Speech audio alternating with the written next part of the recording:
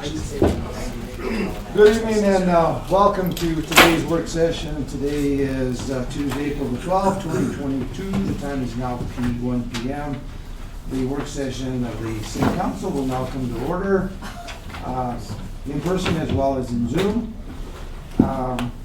First thing I'm going to do today is read a proclamation that was given to me a minute ago, and it's on EMS services. From the Office of the Mayor, Trinidad, Colorado proclamation. Emergency Medical Services Week, May the 15th to the 21st, 2022.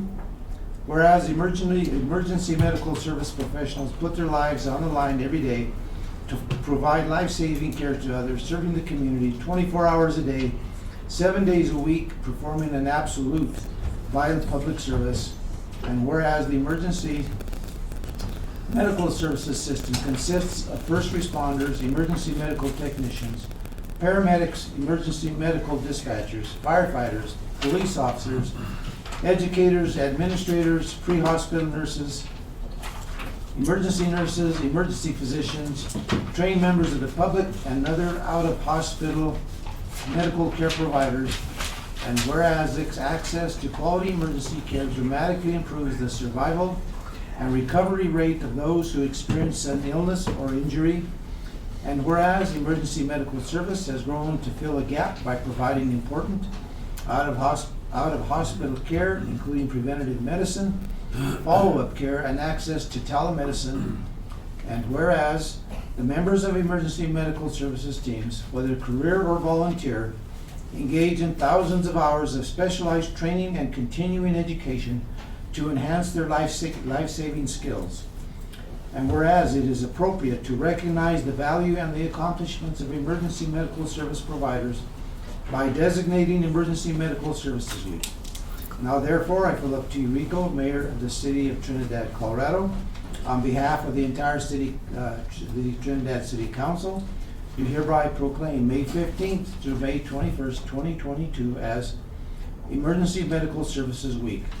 In the City of Trinidad, with the EMS strong theme, EMS Week, rising to the challenge and encourage the community to observe this week with appropriate programs, ceremonies, and activities. In witness whereof, I am herein to set my hand and cause the seal of this city to be affixed. Mayor Philip T. Rico, dated April the 12th, 2022. Is there someone here to receive this?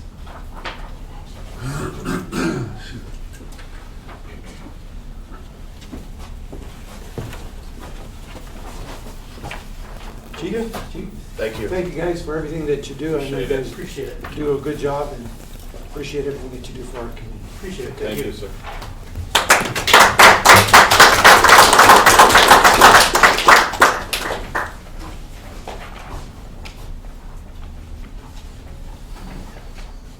Okay, on tonight's work session,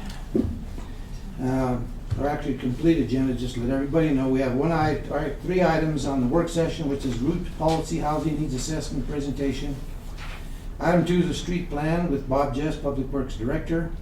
Item 3 is discussion on the alcohol festival permit discussion, and then after that we will go into a special meeting for the selection of city manager search firm, and then we have an executive session in that special meeting as well.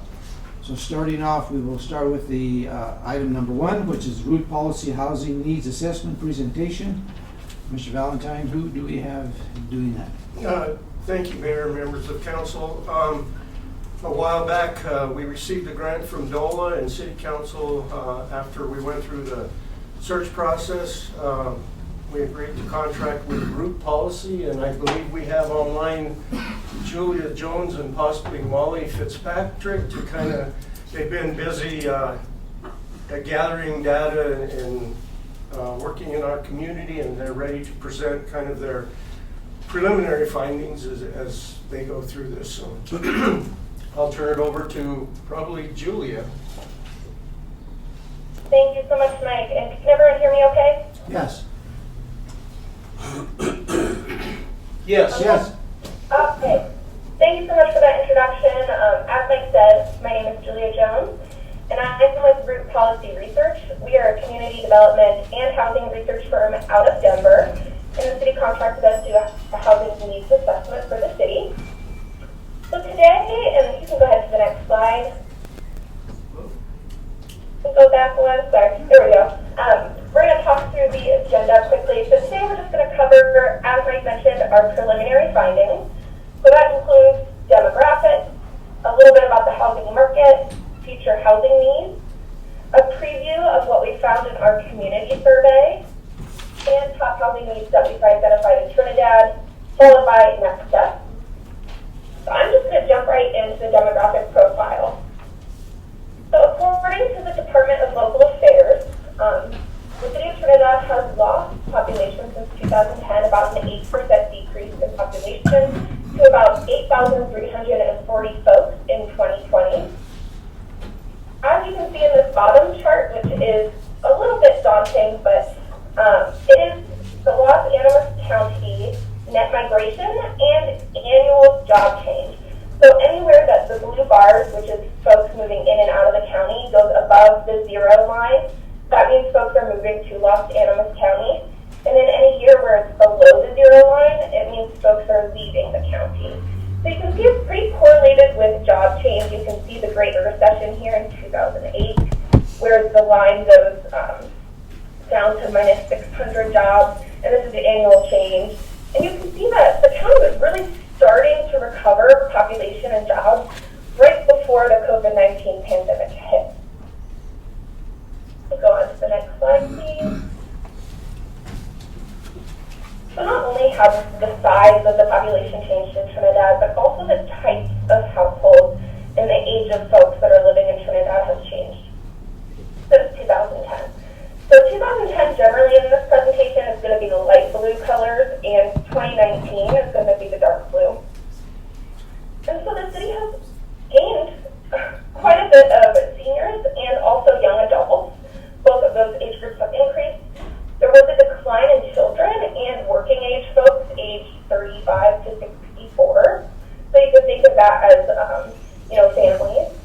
And in the bottom chart, you can see that this translates to a loss in enrollment for preschool through grade 12 for Trinidad District 1. They saw a 43% decrease in enrollment from the 2009 to 2010 school year to 2022, the current school year.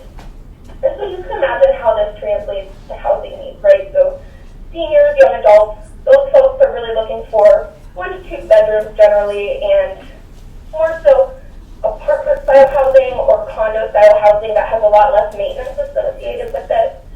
Whereas our families that have children are generally looking for 3 to 4 bedrooms. They're looking for single-family homes. They want to buy, they want to live in a community, and they want to send their kids to school.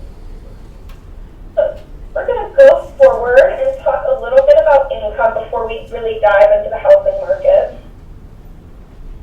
So the top left chart is showing us the change in median income in Trinidad, the state of Colorado, and the United States from 2010 to 2019. And you can see Trinidad had a substantial increase, 19% change. However, it was outpaced by the state with a 28% change. And you can see that the median income in Trinidad is about half that of what it is statewide. So the city of Trinidad has a median household income of $37,000 estimated in 2019. On the right-hand side, you can see poverty trends. So this is showing again from 2010 to 2019. And here we're seeing that by age. So you can see child poverty has decreased a lot in the city of Trinidad. Simultaneously, we've seen an slight increase in senior poverty, and that's likely related to folks living on fixed income, aging in place, and receiving Social Security benefits. That's putting their income below the poverty threshold. At the bottom, we compare median income by tenure. So for owner households and renter households, you can see again that renter households have a median income that's about half that of owner households, and they're also not experiencing the same growth. So from 2010 to 2019, owner household median income increased 29%, outpacing the state. So owners' income increased.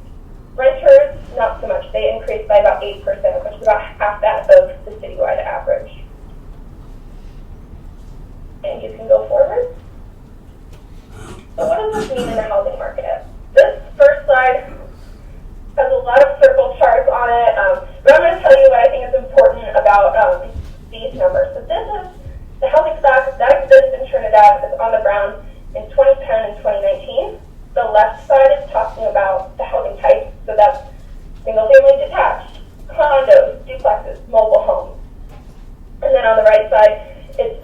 broken down by number of bedrooms in those units.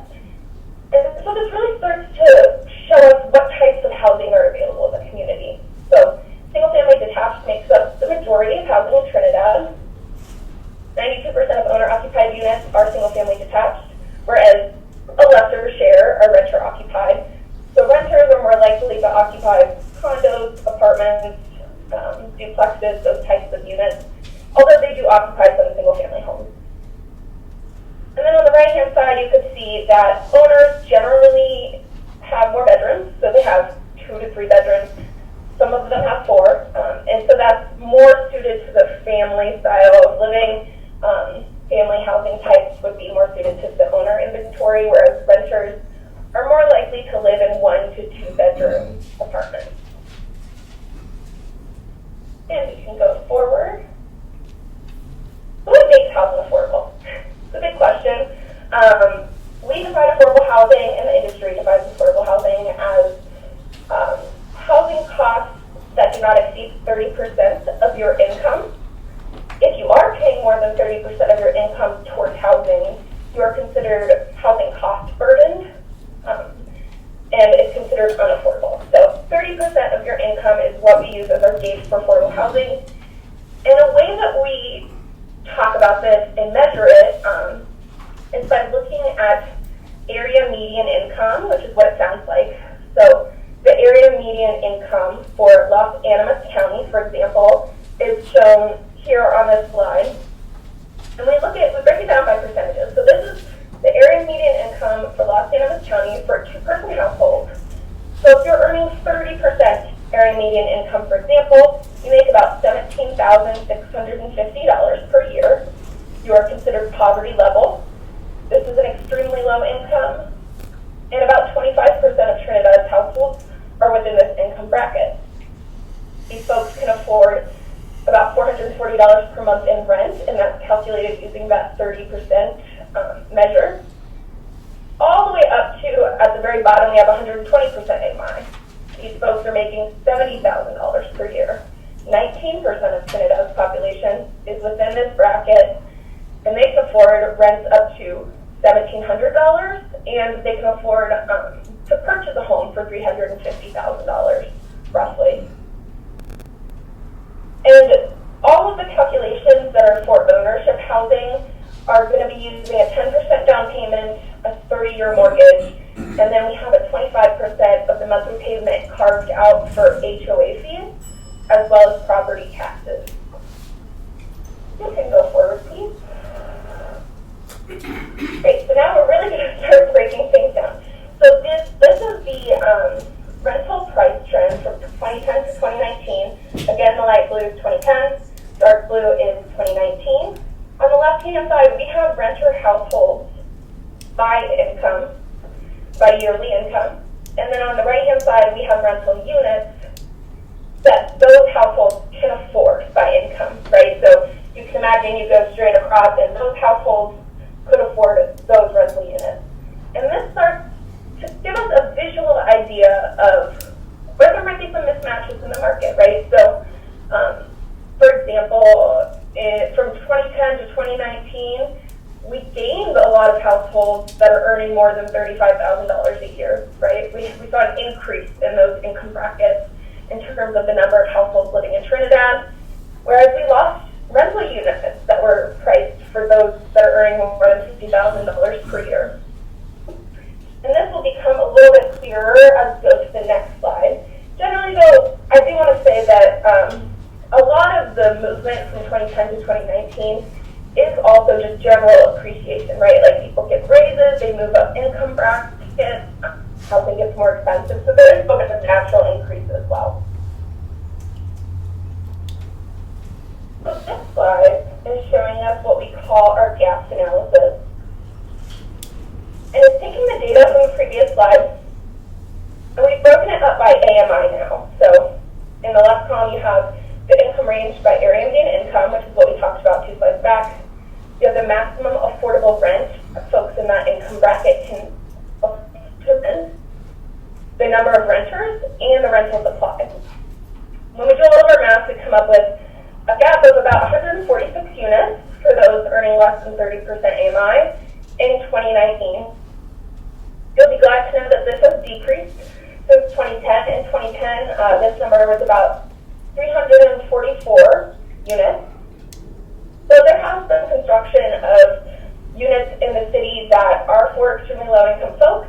I think you guys got a couple of LIHTC projects, which are low-income housing tax credit projects, and those are for multifamily rental subsidy projects to get at these lower income levels. So this gap has improved, but there is still a gap there. The other gap is at the higher end of the income spectrum, and this is typical of most communities, right? The folks that are in the high income categories aren't necessarily homeless, right? They're renting down, so they're renting housing that is more affordable than it needs to be, like they can greatly afford. Whereas folks in the 0 to 30% AMI are forced to rent up, so those folks are paying more than they could afford on housing. I thought I heard something. Great, and we're going to do the same exercise for owner housing. These gaps will come back in a few slides when we add up the housing needs and the future housing needs. So we can go to the next slide, please. Thank you. So here we're doing the same thing as we did 2 slides back with ownership. So here we have, this is all 2019, 2021. So here we have renters by income. So these are folks that would be buying in Trinidad, the potential first-time home buyers. And we're showing them against single-family sales from 2017 to 2021. So we took all the sales during those years and combined them so that we had a large enough sample to do like a pretty extensive analysis. And you can see where there are some gaps. So there's the majority of units sold were affordable to households earning between $25,000 and $75,000. That's these long blue, dark blue bars here in the middle. And those units were priced roughly between $124,000 and $374,000. So that's where like the bulk of the for sale housing stock is landing in the city of Trinidad. You can go ahead to the next slide. This takes it one step further, and you can see we did the same thing that we did with rentals, right? So we have AMI on the left, maximum affordable home price. Then we have potential demand, so these are first-time buyers or current renters, the for sale supply, and we compare proportionally the share of demand and the share of supply at each price point. So again, we see a deficit at 0 to 30%. However, typically ownership is not the product for 0 to 30% because it requires deep subsidies. So that would be like a Habitat for Humanity build or a land trust with deed restrictions to reach that level of affordability for ownership, because as you can see, their maximum affordable purchase price is about $88,000. So that's not really in the market, and it would require deep subsidies. However, the other place we're seeing a gap in the ownership market is opportunities for homes priced above $2,900. 21% of renters earn more than 100% AMI, which is that price point, while only 15% of home sales were within that price point from 2017 to 2021.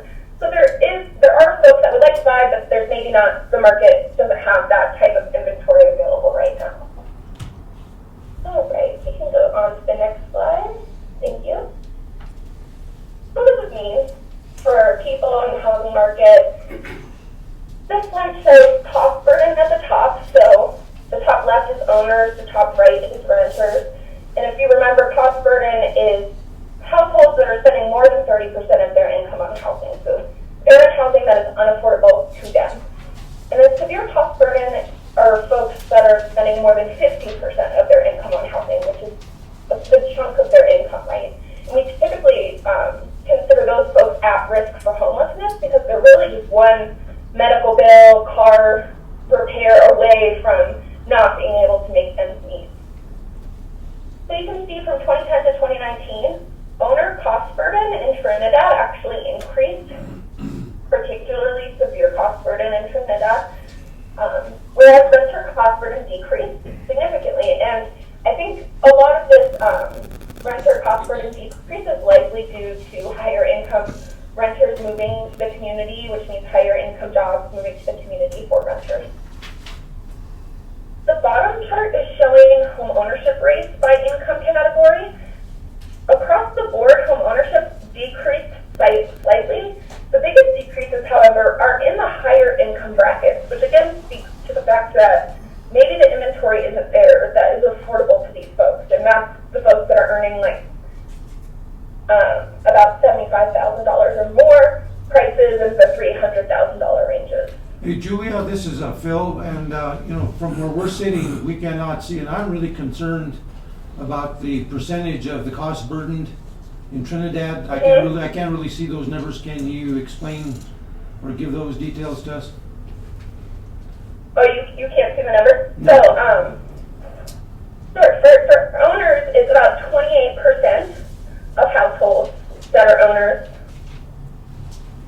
And for renters, it's about 45%. So that's almost half of renters are paying more than they can afford for housing. Is that the question? I'm sorry, Yes. It's hard to hear you all. That is the question. Okay. Great, and I think that the hard numbers too should be in the report as well. I don't know them off the top, but I could pull those up if you saw that question at the end.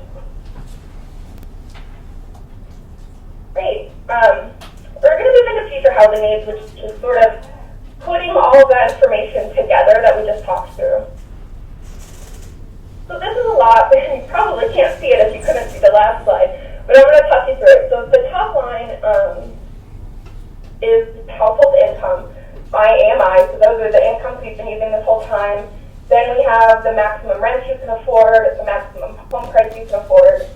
And then we talk a little bit about the types of housing that you can afford. So if you're making 120% AMI, so you're $75,000, you can pretty much buy whatever single family home you want. You can rent in the nicest multifamily building. Whereas if you're at the lower end of the spectrum, maybe you're in an older single family home, maybe your home needs some repairs, there's sort of some trade-offs that happen there. Below that, we really break down 3 factors that we think are really important for housing needs in Trinidad. So I'll start by saying we don't see population and employment projections here because according to DOLA, the Department of Local Affairs for Colorado, our state demographer, they're projecting a loss of population in Trinidad. And I've spoken with stakeholders, so we interviewed about 8 stakeholders for this process, both employers, landowners, and developers in the community. And it seems like, anything can happen in a small community. One new employer could mean an increase in population. And so it's difficult, I think, for the state demographer to predict these things. So we decided to focus on factors that we could measure, which starts here with the existing housing gap. Thank you for zooming in for me. So if you look at existing housing gaps, those are the numbers that we just went over in the rental gaps and ownership gaps. So we have 146 rental units for 0 to 30% AMI needed, and then we have some needs again in the higher income levels. If you scroll down a little bit,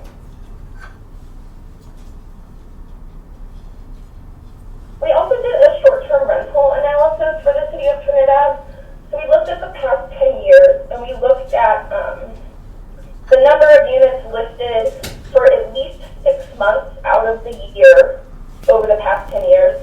And so we calculated how many units have been taken off the market for the year-round workforce that have transitioned into being used as short-term rentals. And then we calculated what the price of those might be, and that's how we're putting them in the different income levels.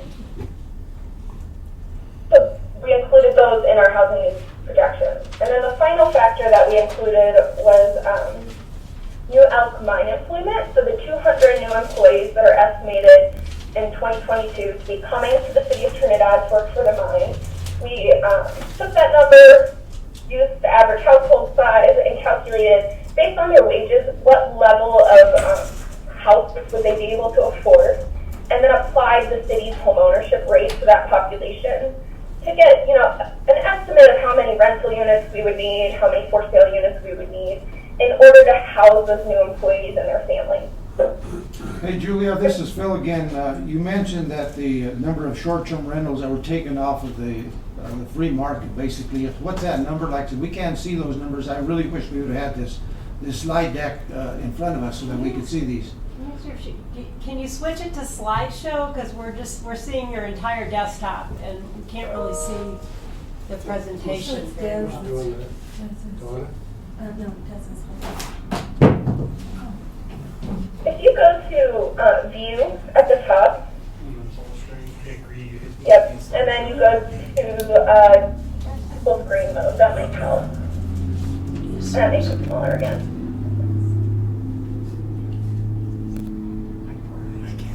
Sorry about that. It is about 60 units, to answer your question. We've divided it up here by income bracket, so for rental units, priced at about $740, 16 units. For ownership opportunities at about $148,000, 26 units. So we estimated based on not just the total number of short-term rentals, which is about 60 in 2022 that are rented for more than 6 months out of the year. We also broke it down by estimated income level or ownership or rent, and whether it was rental or ownership units. So that we could estimate how many additional units we would need to make up that inventory and to make sure that we're not losing inventory to that. Give us those numbers, Does please. that make sense? Julia, give us those numbers and what those numbers would have to be. Yeah, so it's about 60, the total. No, I'm talking about to make up. So we'd have to, you're saying that the number of units that we'd have to make up for that loss in today's numbers, do you have an idea what those are? Yeah, so the total is 60.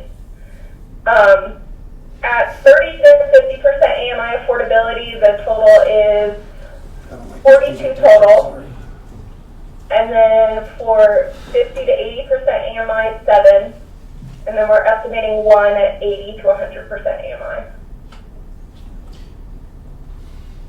Sorry, I wish you could see this better. Can you not make a copy of this? We will get you the slide deck. That's what I make it easier for everyone. Yeah. Yeah, and it's also in the report. There's a lot more detailed information in the report as well. We show all of our calculations and work through that short-term rental analysis. So if you're looking for trends as well, that is in the report.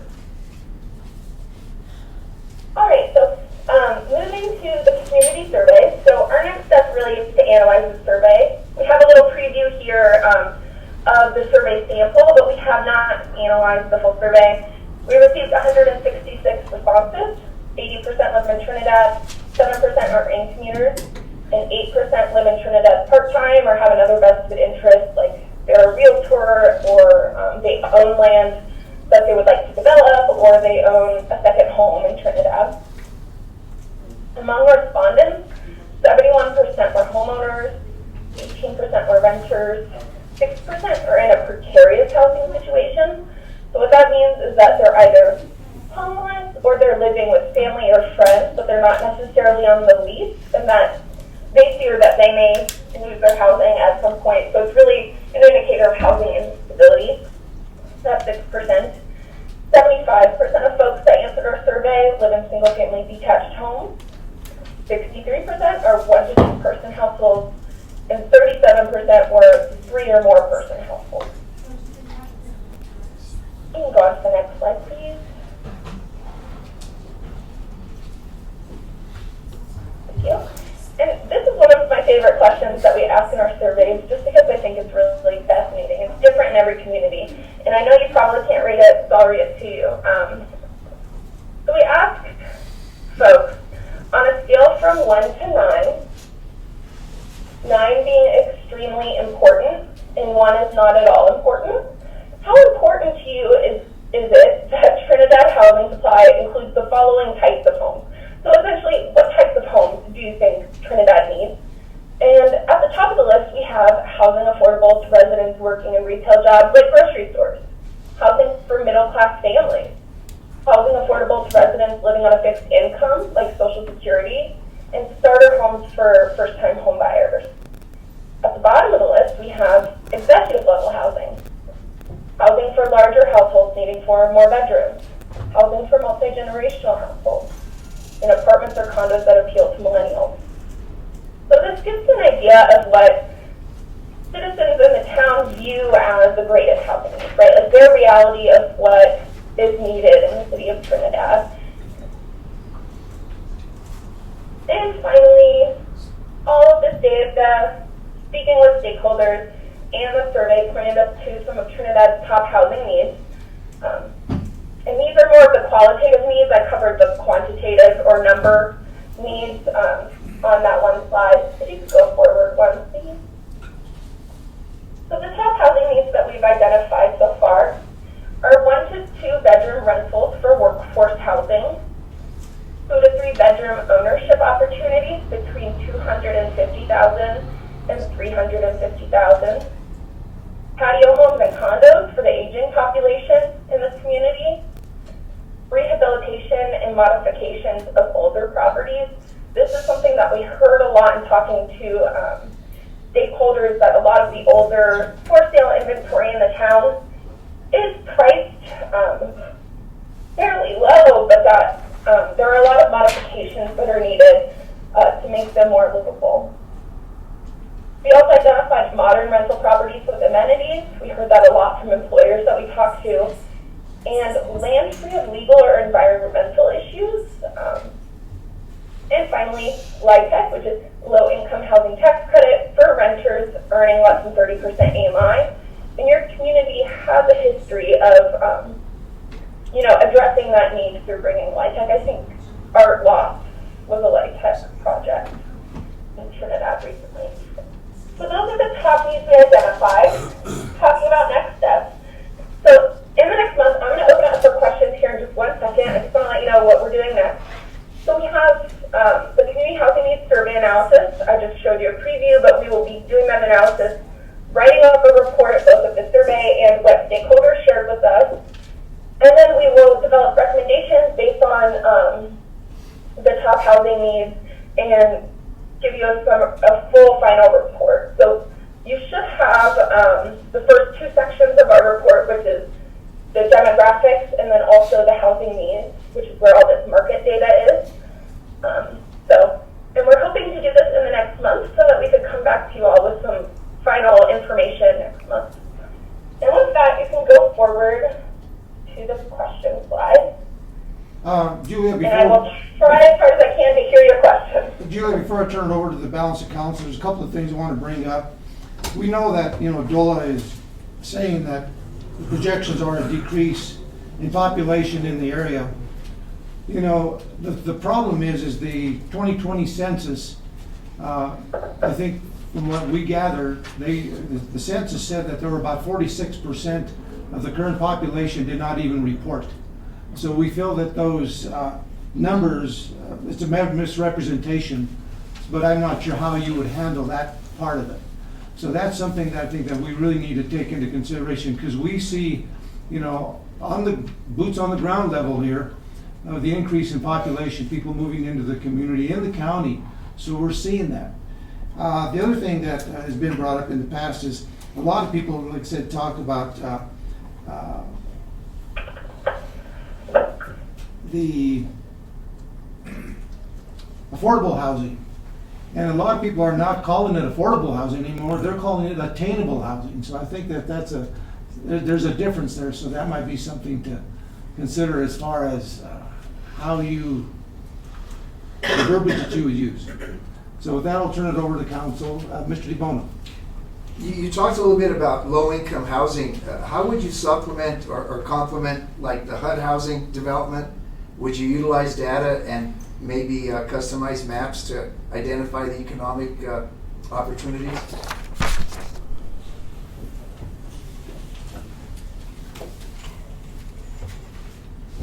I'm sorry, could you restate that question? You talked a little bit about low-income housing.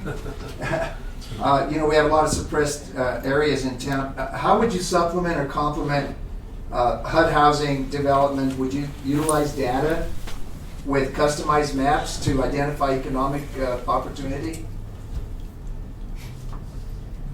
Do you mean kind of identifying areas of opportunity in the community where affordable housing could be constructed? Yes.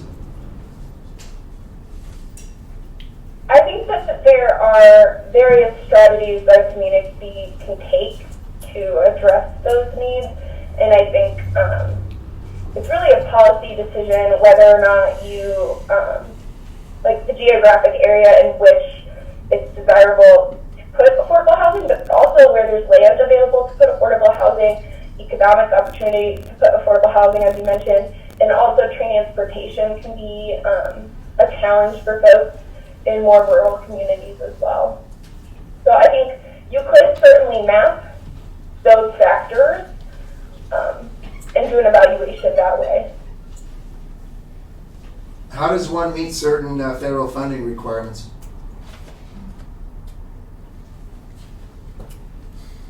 I'm not sure I understand the question, I'm sorry. Do you mean whether or not the community meets the low and moderate income requirements for federal funds? Yes. Okay.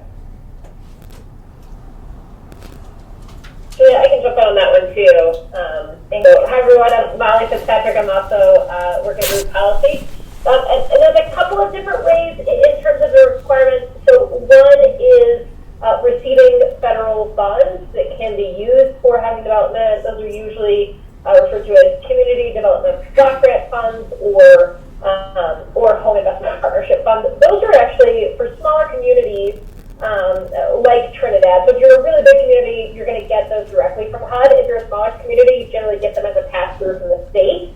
So those typically require you to apply for those funds through the state. So working with the Division of Housing at the state for access to those funds. So that's kind of one way there are funds that are related to community development.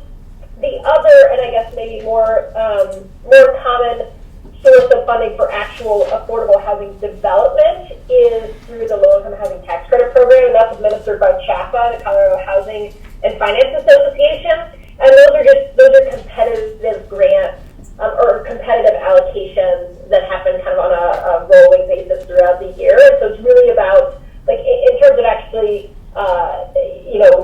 getting that kind of development in your community. There are a couple of ways. If you have kind of an active developer looking at that, they can actually make the application. In other circumstances, we've seen where, for example, if the city owns a piece of land that they think would be good for affordable housing development, the city could actually issue an RFP and say, hey, we have a piece of land, we would like an affordable developer to come build a project on it, and we are willing to donate the land, and then you can issue an RFP for development on that specific parcel. If you don't own the land, it's a little bit harder for the city itself to act on those low-income housing tax credits unless the city itself wants to be a developer. So most commonly we'll see from a city perspective, the city saying, we have a piece of land, we'll put it out for RFP to see if we can get an affordable developer to build on that parcel. So hopefully that answers your question. I'm happy to answer any other questions about that as well. And we can also include, there's a lot of, I guess, activity at the state level around housing funding, and so that's something we can put a little section in the report as well that just kind of flags certain resources that are coming from the state. That some of those are new, so I'll just say there's a handful of options. Hopefully that helps to answer and clarify a little bit, but we can also add that to the report to help give you a little bit more guidance. I have a couple questions, probably hypothetical questions, but in today's market with the inflation rate as it is affordable housing attainable? I mean, at $200 a square foot for building in our area, is that a possibility? Is it something that we can attain for this community, do you think? I just need your opinion. Do you mean the inflation on building costs? Is that what you're referring to? And labor. Or just general inflation? No, just building costs around here. It's, you know, Yeah. and I think it's not only in Trinidad, it's nationwide.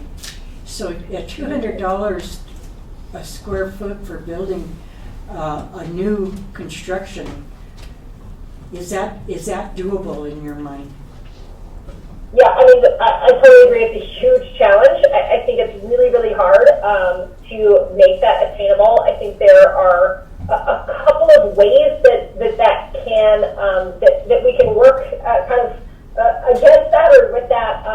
You know, I don't necessarily want to say like, yeah, there's just no way anything's attainable anymore. It's just sort of a depressing thought. So, but you're right. It makes it a whole lot harder to break into home ownership. So to transition from rental to owner. I'd say the difference is, you know, that is specific to new development. And so maintaining kind of a healthy balance in your housing market means there is some new development coming online, and hopefully folks that are maybe already homeowners that have equity can afford to move into those newer developments, and that will give you some churn on your older housing stock that can continue to make that accessible to folks that are maybe first-time buyers. Now, of course, we know if new homes are really expensive, then that kind of a rising tide floats all boats in a market to some extent, and so that can actually inflate even the price of older homes. However, older homes do tend to stay lower in price than others. And so a couple of things you as a community can think about in terms of maintaining access for folks to home ownership is, number one, down payment assistance makes a really big difference when housing prices are really high. You know, interest rates have stayed low enough that people can access financing, but may not be able to kind of stomach the down payment. So down payment assistance is an option. Another option is you know, bolstering labor force. One of the biggest drivers in our rising construction costs in Colorado is a shortage of labor, particularly specialized labor in construction. And so, you know, any program through local, you know, trade schools that you can help kind of fill the pipeline. That's a very macro solution. It's not going to provide immediately tomorrow prices will soften, but it does help. You know, the more we can push, you know, economic development into construction labor, that's great.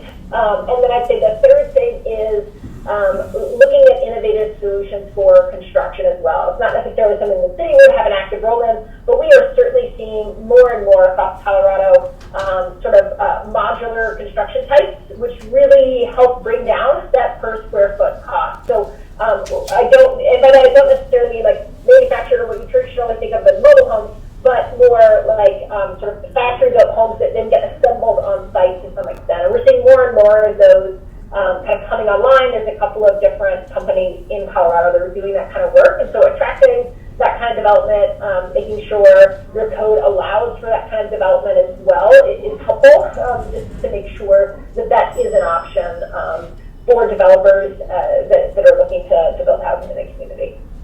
Thank you. I had another question, but just a short answer to it. Short-term rentals in your report, it said there's 42 units, both rental and for sale, in the community that have been lost to short-term rentals. Is the effect of short-term rentals on Trinidad any more or less than it is in any other community? How does it affect specifically our housing market in Trinidad? Yeah, so I can take a stab at that, Molly, and jump in if you would like. So there's actually, I have the report open now, and it's exactly 59 listed short-term rentals in 2022 that have been rented for more than posted for available for rent for more than 6 months of the year. And what we're essentially saying is that these are 60 units, 59 units specifically, that but for being rented out as short-term rentals, they were at one point a permanent resident or a year-round resident in Trinidad, right? So someone may have taken their rental home that they used to rent out long-term, so like a 12-month lease, and they realized, wow, I can make a lot more money if I rent this out short-term for a night at a time on Airbnb, and it's much more profitable. The economics of it really make it easy to flip and do short-term rentals. I will say that your numbers in Trinidad Trinidad are much lower than in some of the other communities that we work in. And something that we sometimes do is we look at the share of short-term rentals divided by like the total housing units, so that you can actually compare like per capita how many short-term rentals you have. 59, I think, is a pretty low number even for Trinidad. I think it's something to be cognizant of because the numbers are growing, and it could potentially pick up speed, right? Like some more units could continue to flip, and so it's more a matter of something to be aware of as you think about future housing needs in the community. You're maybe not just building for the year-round residents, but you also have to build a little bit more just for those units that may flip in the future.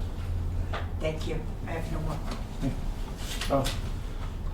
Yeah, my only input is that I've been sitting here for 2 years and we're listening to the same story. This survey you gave us we've heard it. We know all this information. We need the solutions, not surveys. And I don't see any point to any of these surveys. We don't build houses. The city of Trinidad is not in the housing business. This information should be given to contractors and people that want to develop around here. To me, it's just a waste of time because we know all this. We know the housing project. We all live here. We know what the cost is and all that. And that's my opinion. I think it's a waste of time. We need to find solutions, not surveys. I do thank you for the effort to put it in, and it is complete, but like I say, I've sat here for 2 years and listened to the same story over and over. Mayor, Well, can I yeah, kind of sure. interject there?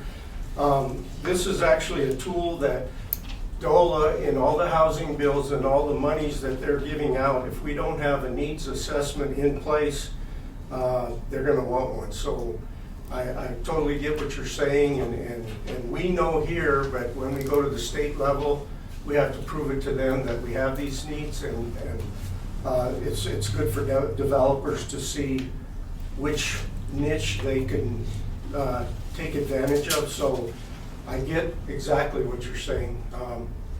We move slow as government, but Yeah. this is part of it, so I just wanted to interject that. And the other thing is that, and just kind of straying a little aside from that, is that anything that we do, you know, if we're going to go for any kind of monies for any projects, they're looking for surveys, they're looking for assessments, you name it. And so there's been a question in the past, why do we get all these surveys out there if we're not doing anything with them? Well, in order for us to be able to apply, we have to have this information at hand. So that's the catch-22 situation. I understand. Yeah.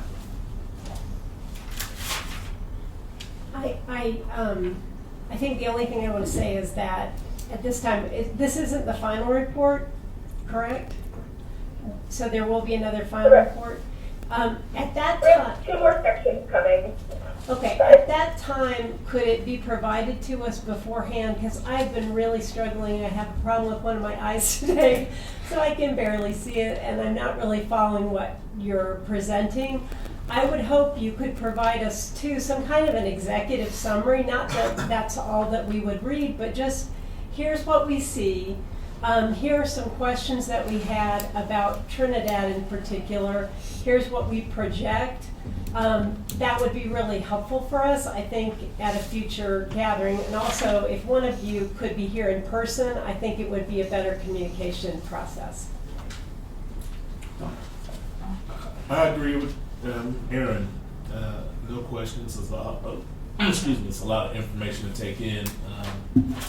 Definitely have to go down this road again and be a little bit more thorough about the numbers and collecting all this data and making sure it's cohesive.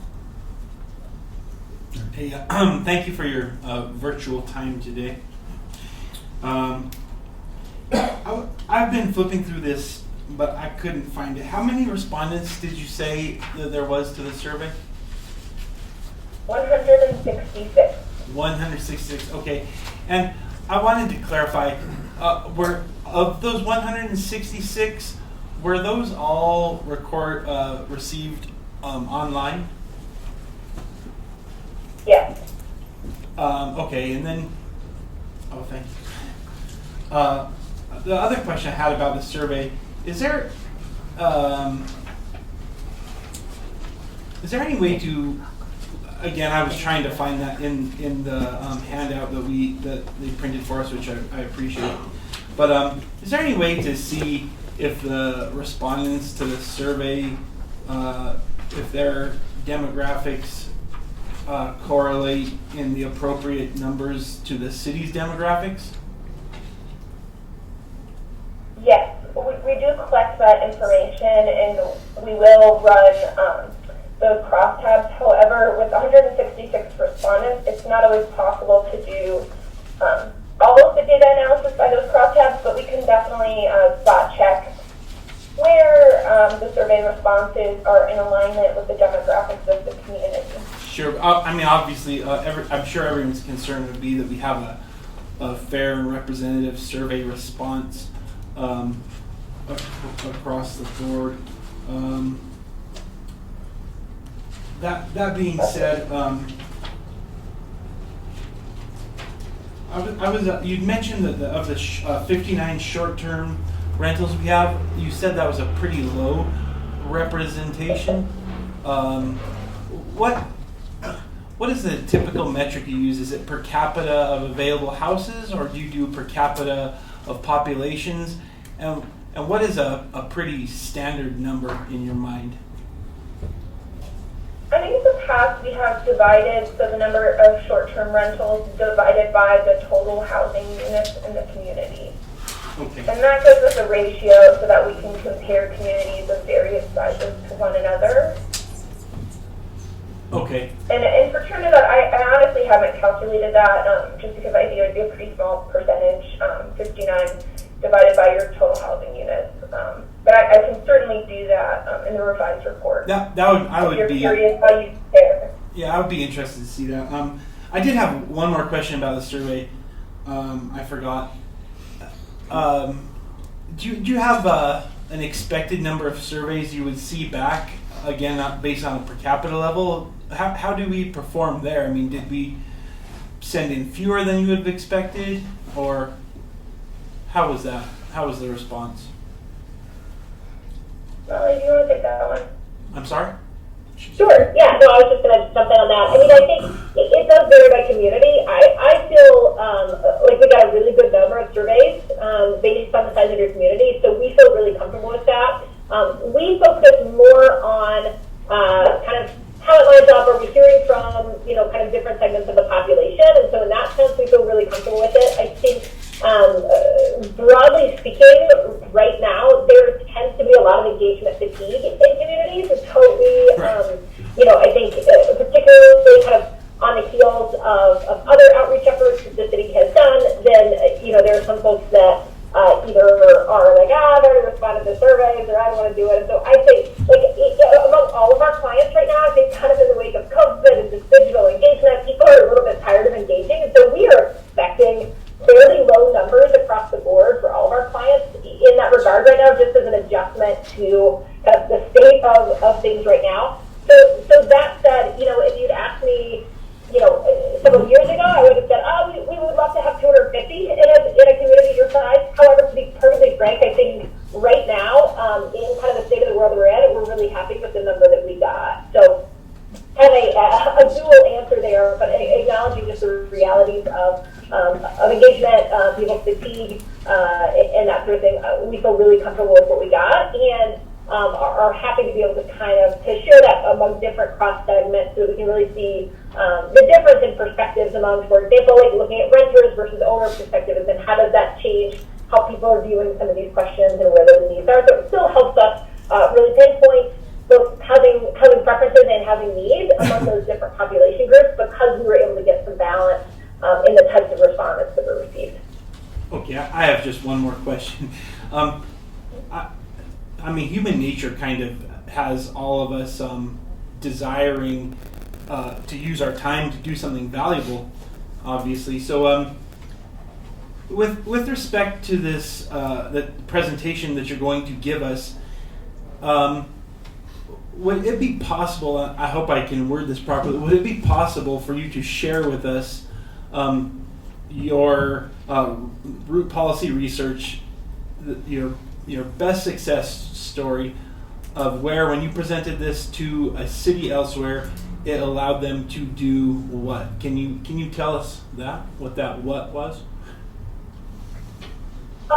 Yeah, so I'm trying to think through like a good example. It really differs by community, so it depends on what you all are looking for and how we can kind of move toward that. So in terms of, we have some projects where the focus is a little bit more, give us information so we can understand our community, and then either use that to apply for grants, as Mike said, or consider our options. There's other circumstances in which we are coming in specifically to work on either a specific policy that the city wants to implement, or they're asking for a kind of full strategic plan on what are our action steps toward housing. And so I would say in terms of what is going to make this project successful for you all, we would really want to hear kind of, and invite you to share with us what would do that. Are there specific, recommendations that you would like to see in ways that we can help you craft strategies to move forward and execute on some solutions and some actions, or, is the focus more on kind of informational data gathering to understand kind of what the challenges are, and then moving from there. So I don't know if there's like a single answer in which Sure. in which there's a best case. I'd be happy to talk about some of the communities that we worked in or different strategies. But maybe I'll pause just for a moment and see if do you all have specific direction for us and what you would like to see to make this project kind of meet your expectations or be successful in a way that gives you options to move forward. And I guess I'll invite Mike to jump in if there's anything else he wants to add in terms of kind of the project objectives. The question I have here is, one projection that you may take into serious consideration is that, of course, that the mine is, up and running. They currently have, I guess, around 75 to 80 employees as far as miners, but a total employment population right now of about 135. They're projecting to increase the miner portion in the next year or two, possibly up to what, Mike, 250, 300 employees. And the other thing is the railroad is going to start getting be built this summer. And in talking with them, they're saying that the time frame of 18 to 24 months while they're here, they're going to have around 100 employees. Now, how many of those will be local and how many of those will need to be imported, we don't know at this time. So you might want to take a look at that. And the average income for the miners, I do know, I think are around the 55,000 range, maybe a little bit more than that. Take a look at those projections and see how that would change the AMI for this area. It would be good to know. And how that would affect us going forward or what it would do for us one way or the other. Okay, so take that into consideration. And just to also let you know, we do have a couple of areas of some projects that may be in the pipeline. They've not penciled it in, but I do know there's some projects that are being worked on or being considered at this point in time. So, any other questions? None? Julia, thank you very much for your presentation. Thank you for your time. Thank you. Thank you so much.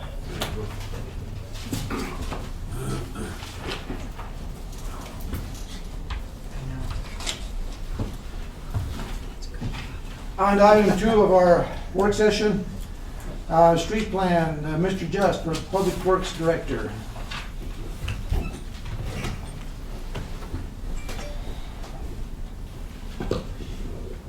Before you get started, Mr. Just, there's one area that I would like for you to hit on that I know that we're all getting hammered on, is that First Street, as to how you intend to take care of that, because that seems to be a really big problem. So go ahead and get started. Mr. Mayor, members of council, First Street, we're hoping is going to go out to bid the end of this month. So with that being said, it's a total reconstruction from Chestnut to Convent. And if the money allows, we may do Chestnut, on up Chestnut and Maple on the sides of the courthouse. Again, if money allows. So tentatively, we've been throwing in gravel, crushed concrete to keep the potholes up on that street minimized. So we're just kind of babysitting it. So eventually the street's going to shut down. It's going to be total reconstructed. So that's where we're at on First Street. What can you do temporarily, because between the time the money's available, you're gonna let out the bid, and now, what can we do to kind of at least dress it up, fix it? Because I mean, there's bricks popping up, and I mean, you've seen it, what do you think? Like I said, we've been using some crushed concrete that we generated out at the landfill, because we don't have to pay for it. And it works just about as good as base course. So Danny and the crew, they go out there probably weekly, you know, they toss. So it's a little better now that we haven't had the moisture. When we had the moisture going on, it's a challenge, because when you have moisture, it pounds out the gravel and so like I said, we're kind of babysitting it. Yes, some of the bricks are coming loose, so they will be salvaged, because it's part of the historical grant to replace some of the bricks that are going in. So anyway, that's with First Street. But Thank you for working on it yesterday. You had some big holes in there. I want to commend you guys for filling those in. It was, lady almost lost her car there a couple weeks ago, I told you, but it was good. That, I mean, at least you're making an effort. yeah, we're trying. But obviously we have other streets with other issues and concerns with potholes, striping, regular just cleanup from there's a lot of, after the winter we get a lot of salt and sand, and not so much salt but sand and debris on the road. So Danny in the past, and I have Danny if you have any questions for him here, he's gone in and we plan on pressure washing Commercial Street, Main Street, to try and get those cleaned up. We're going to paint. We like to take the streets on one at a time. We like to paint the curbs where we used to paint curbs. We have a striping plan we wanted to get that out before winter hit us, but as you know, we need striping in some of our major intersections, one being Commercial and Main. It's just, and we're constantly talking what's the best thing to do or product to put down to maintain the life of the stripes, because I came in December of 20, and my understanding they painted September of 20. By the end of that winter, stripes are gone. It's just, I don't know if it was the product or, and we're not, most of our plows are pushing rubber tips. We do have, I think, one plow that has a metal edge, which is harder on the stripes, but I mean, for the most part, we're pretty kind to the streets and the bricks, So we're looking at what's the best way to, end product to put down that's gonna give us our best bang for the buck. So with that, I turn it over to any questions. One real quick question before, could you tell us, you mentioned the different projects you want to take on. Could you tell us basically who's on first, who's on second, who's on third, who's on fourth? Basically? Well, First Street is on first. Right. That's our priority, to get it out. Okay. LEA is getting real close to being completed, so that's probably it'll be up second. It'll be going out after. In the mix of this, we have the striping project that's right there on First base as well, so we could get it out.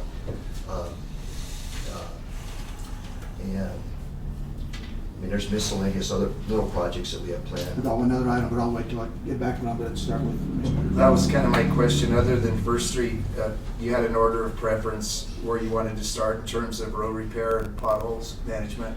Well, I think we want to address our main arterials first, and our emergency routes. That's where our safety vehicles are at. So we'd have probably start on Main Street. On the Commercial, there's not much work on Commercial. There's more on East Main. Keep in mind, asphalt plants probably don't open up until 1st of May, end of May. That's with the hot mix. We do have cold mix on hand that we're trying to address potholing right now with. And it works pretty good, but it's not as good as the hot mix. A lot more repair time, like for instance, replacing some of the bricks on San Pedro. Yeah, we have some brick repairs. We'll probably go in with stamped concrete on those instead of putting in bricks. We've done that in the past. We'll go in with red concrete and stamp it. So, I'll be honest with you, brick streets are difficult. They're a lot of work, and there's nothing easy about them. And we have to go with brick on First Street because that's what it's there. If it was up to me, I would take them out, but we can't. We're actually putting 6 inches of concrete underneath those bricks. That could be brought to the surface and have a beautiful wearing surface, but we gotta go back in with bricks. Now, keep in mind the drive lanes, the park lanes I mean, those will be, it's gonna be identical to commercial cedar. It will have concrete parking lanes, but the main drive lanes will be brick. That's it. That's it. That's pretty much my question. Are we gonna have enough product to redo streets this summer? I mean, asphalt, is there a shortage, or is the price of asphalt gonna cause us grief? Yes and yes. Obviously, with the price of fuel up, so it's gonna be higher. Last summer, we bought from both Allright and Walsenburg Sand and Gravel, and it was kind of who would give it to us and where we could get it at, you know. Walsenburg Sand and Gravel seems to treat us, I mean, they seem to have more availability of it. But yes, it was not readily available, and I anticipate the same potential problem this year, especially with escalation of oil prices. Which streets did you do last year? We didn't do any streets, I was talking about patching. Okay. We, as you know, with ADA, we have to have all the curb ramps done before we can go in and do a total street reconstruction, and that's our plan going forward.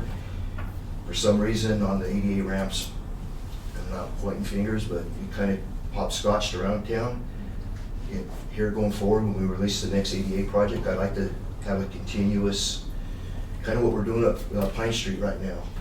We're hitting both sides of the street going up, so technically, if we wanted to reconstruct Pine Street, we could. The asphalt is not that bad on that street, but I'd like to get back over on Arizona, Nevada.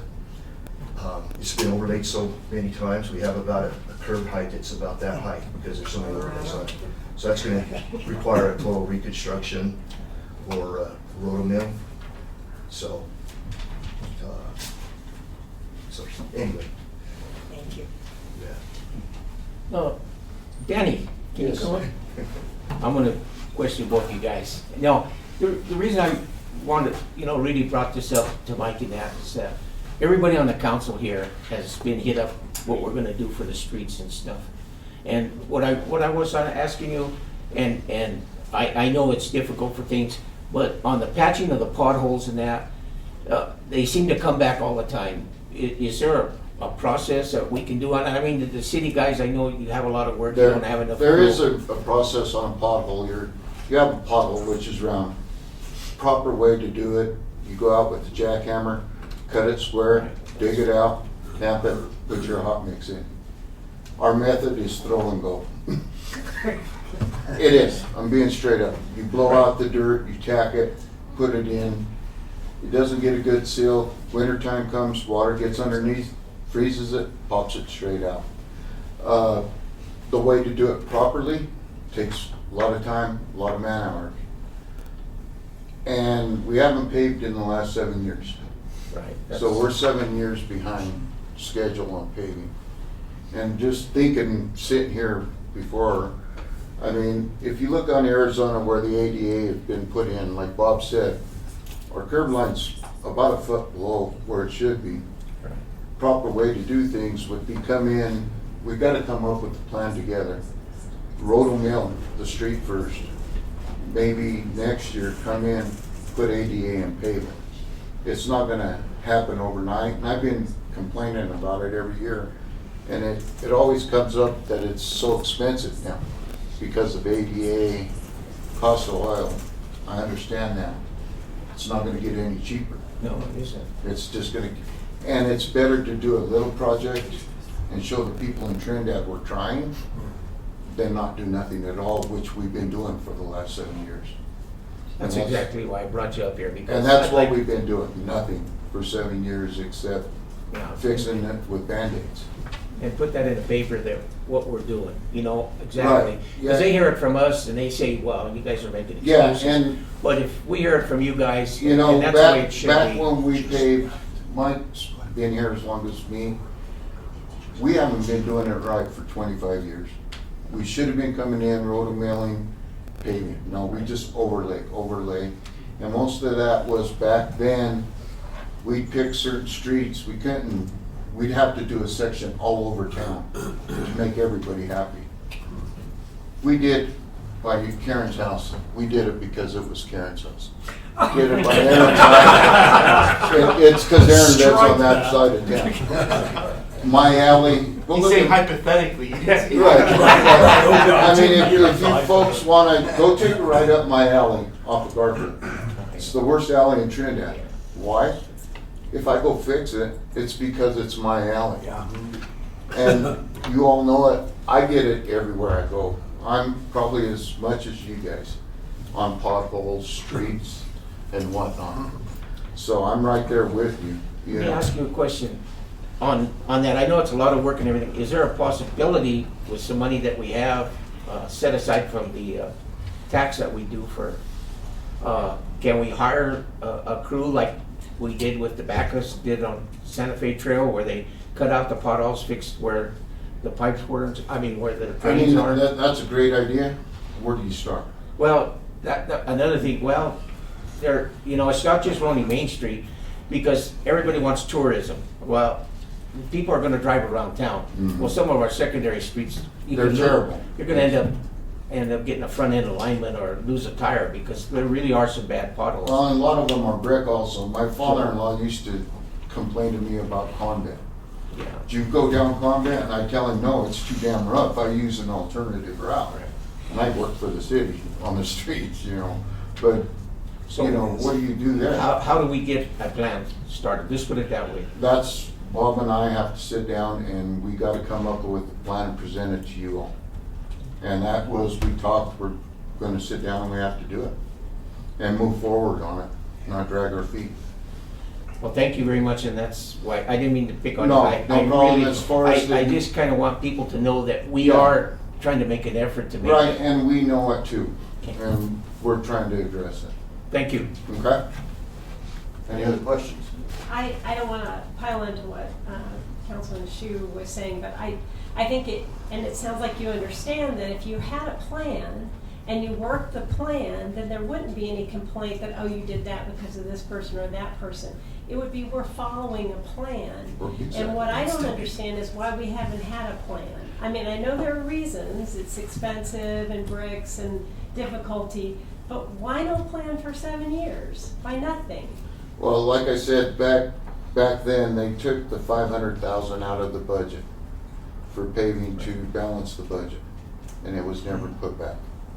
Well, why weren't y'all screaming and saying, we need that money back in the budget so we can do our job? We were. Okay, well then that is I mean- a lack of our being responsive to that, but when it's the constant complaint of constituents that the And roads I are can't not answer even- that question, why it's never been put back in. When I started back when, we had our own plant, hot plant. We did our own paving. We paved the streets, the city did. I started, there was 22 guys on the street department, because we picked up for refuge and I have 5 guys on the street now. So you need more people, you need more staff? I Is do that need correct? more staff some of the time. If we had a plan, you'd need more staff. Right, and then say potholes. Okay, we could let everybody know, we're gonna be out week of July 14th through the 19th. It rains July 14th through the 19th. We can't, You have to adjust, I mean, that's Yeah. life. but I mean, people are gonna say, said you were gonna be out. And we just say we're doing it Yeah. this week because of the rain, it's not, Yeah. it's our. But and it's hard to with a private contractor, if their plant breaks down, we're at their mercy. I get it. The And- job and y'all do is tough, but. We might, also we patch all utility cuts, all these ADA sidewalks, if you notice the asphalt that's been cut out, we gotta go back, replace all that. I get over 80 to 100 work orders a year of just patch back and potholes. Yeah, And alleys and trees and, yeah. I encourage, I think we all encourage you to come up with a plan Okay. and seek the funding that you need to get it done, whether it's additional staff or materials or whatever it is. I know years ago, they had a program where they brought in high school students, like for the yellow curbs and whatnot. Now, I don't know why that ended, but it did end. I also used to get the prisoners once a month for a week, but when COVID hit, that all ended. And they helped out they're great people and great workers. You might check into that now that things are opening up to see if they're Still. still the same. Still the same, yeah. Bob, just, you said if you could have it your way, what would you do to that street other than brick? What is the other option? Because I walk that street, cross that street, and your police car is going to need a lot of front end alignments on that street. Yeah. No, coming and going, like it's a alternative- chain effect. It's a, you know what I mean? Sure. I mean, the alternative to bricks is either asphalt, and the better surface would be a concrete surface. It's a more upfront cost, but it lasts a lot longer, and durability is. Right. So, but I shouldn't have even mentioned that because we're tied to bricks in a lot of our historical areas. That's the problem with that area. There's a certain area downtown is the historical area. And wherever it's historical, I will replace it with bricks if there's a cut or whatnot. If it's out in the surrounding, then we do the patch back with the red concrete. So it's San Pedro's a good example. That's a brick street. right. Mhm. We still got to go back in brick, correct? That is correct. Back in 1973, they formed the historic district, and they also, by, I can't remember if it's ordinance or resolution, they named the streets, and it's with the state that we're to maintain those streets as brick. There's no way around that. Huh? Well, there's always a way around things, but it's the ambiance and character that we're trying to keep, and I get that. But so we're doing our best. It's a character for sure. Like, Gotcha. it's you know, like I said, I walk that street, and every time I cringe when I see those police cars hit those potholes, and I'm like, that's Well, it's no fun laying 50, 60,000 on your hands and knees either. right, You know, right, in the summer. right. Yeah. No more questions asked. Yeah, I hadn't even thought about that, to be honest. I mean, hand over hand brick. Yeah, it's one by one. Right. And usually we take them out, we clean them, and then put them back Right. in. So, and nowadays, the bricks that we get, they're called pave stone. They're nothing like the old Right. plate bricks for wear and tear. I just had a couple of questions, and it may seem more like random wanderings. I apologize. And this is just like super rough, but I think it's good to know. Like, I'm not looking for exact numbers, but just what comes to mind. If a crew of people are going to go repair a pothole, how many people is that? Okay, I'll send out usually one man in a backhoe. There'll be two people there to help dig out the dirt and tamp it, tack oil around it. The other guy is on his way to Walsenburg in a truck to get the tack oil. And usually I have two guys getting the roller or the tamper. So, I mean, it's basically your whole department. It's everybody. So, and then if an average pothole, which I mean, I know they come in various sizes and shapes. If you're doing it I think you said blow and go away, how many potholes can you do in a day? What I'll do is I'll try to get 6 guys. I have the town divided up into 3 sections. There's 2 guys in each section. Bob has a map if you'd like to see it. Yeah, I've seen that. And the 2 men are liable for that section. They'll get a ton of asphalt and hit their area.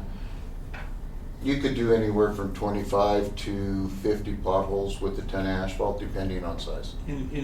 That's a day then? Oh, yeah. 25. So then if you were forced to do it the proper way, how many would that be in a day? 10. Okay.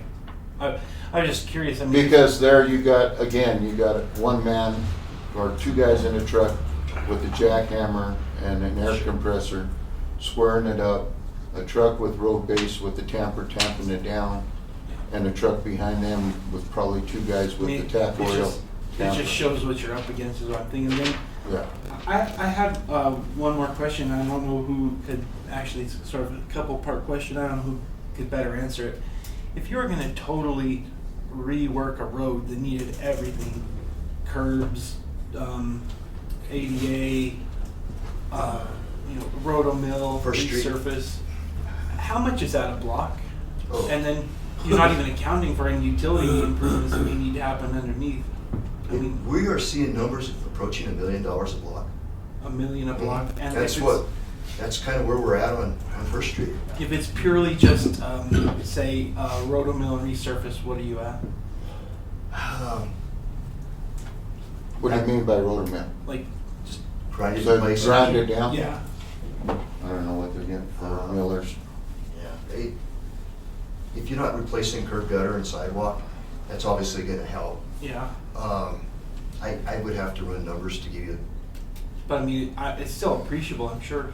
I mean, I still, And when you mill down, you're still gonna have those grooves in it until you overlay. yeah, that's what I'm saying. How much it would be to just remove a layer and overlay? Oh, you're still probably up there, Yeah. depending on price of oil and whatever contractors are Yeah, charging. I was just curious. I per mean, ton. it's a big job. We appreciate every effort you guys make. So it would be nice to see a plan, but thank you for. And we might be able Yeah. to do sooner if the roundabout, the state comes in and that contractor brings in a portable plant. They did it once before when they were working.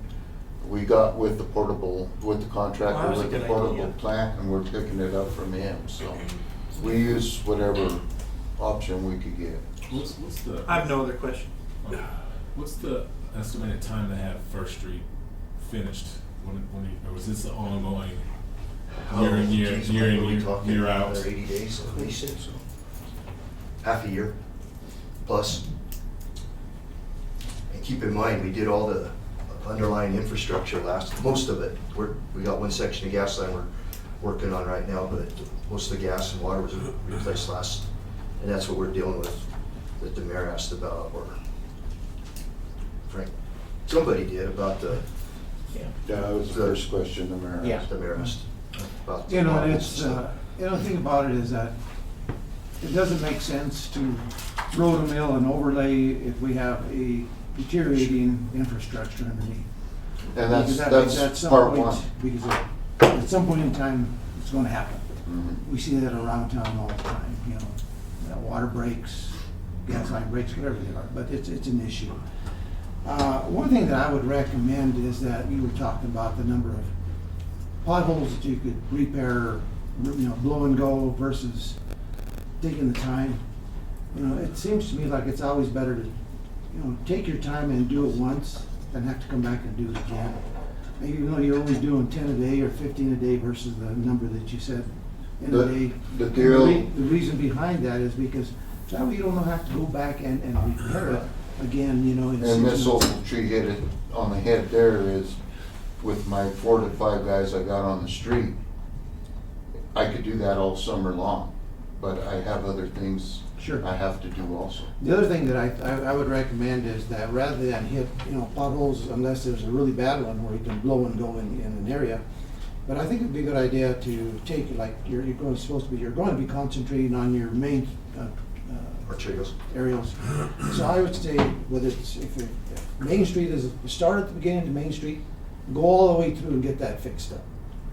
And then find your second street that you're gonna work on and do that all the way through. That way you're not having to jump back and forth. You start one end and finish it.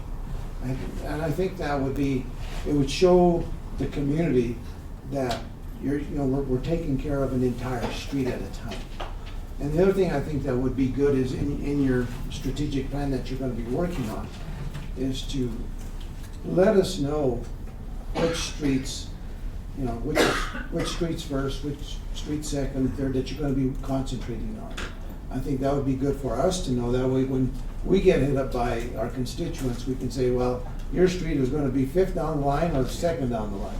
It would be a good idea for us to have that in hand.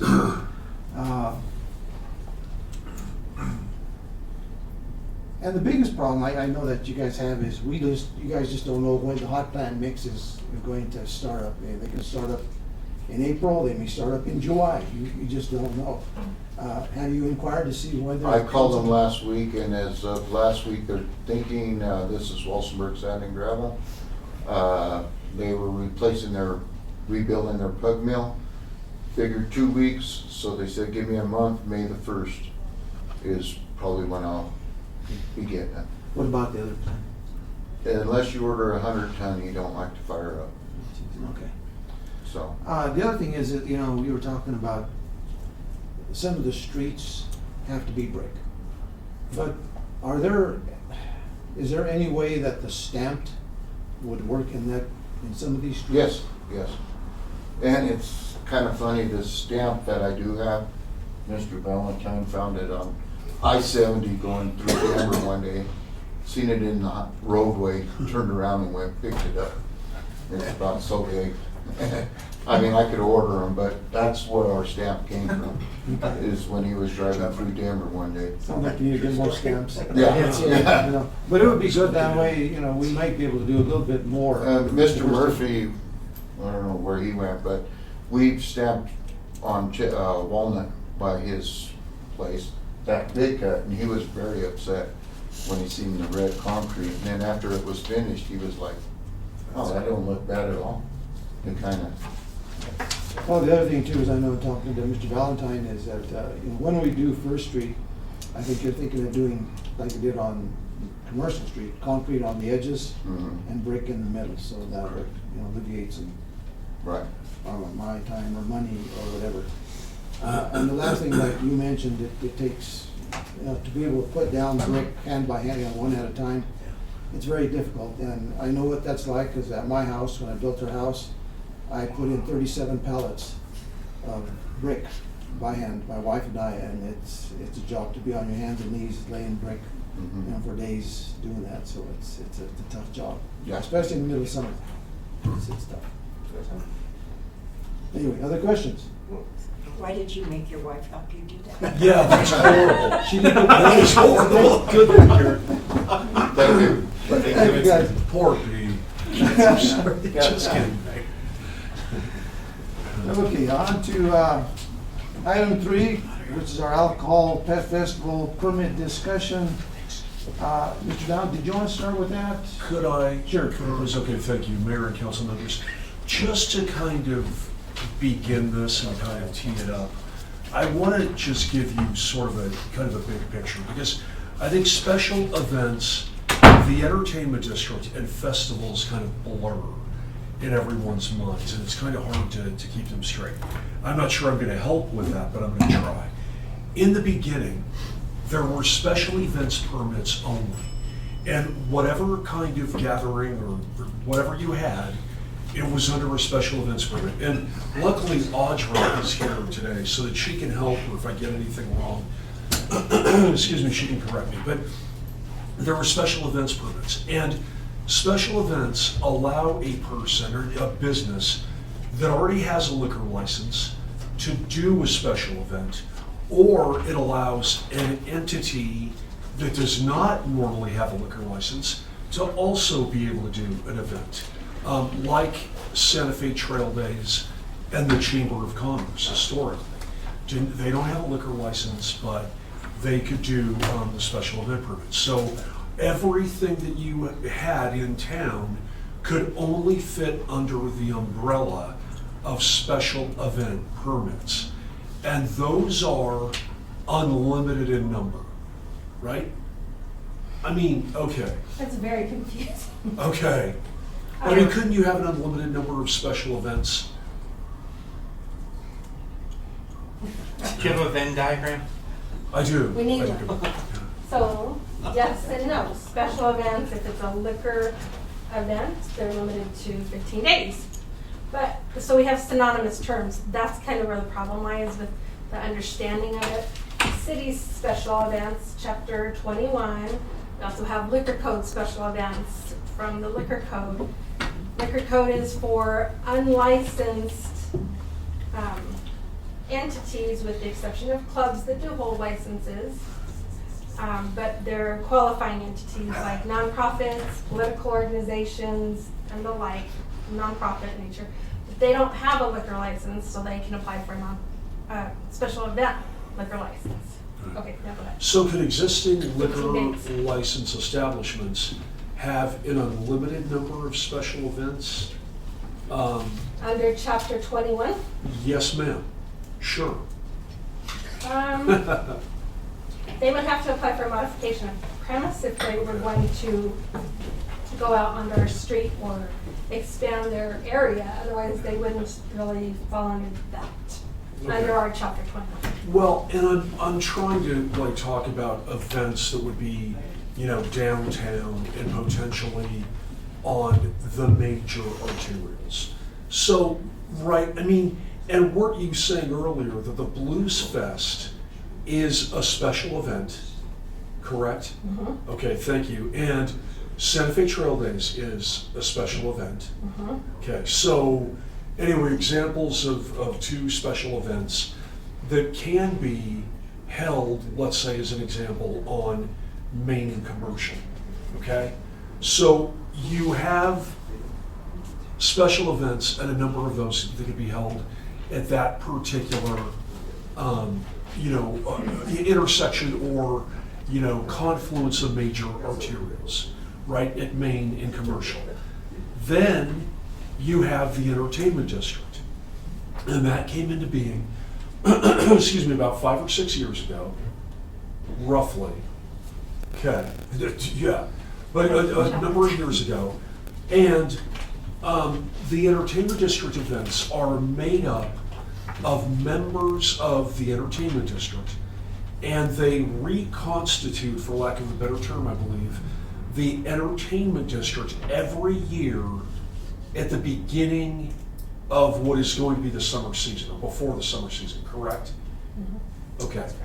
And qualifying businesses decide whether or not they are going to participate in the entertainment district and whether they're going to be in the entertainment district or not. So, you could have Moose's, Bella Luna, back in the day you could have Bricks, you could have Mission at the Bell.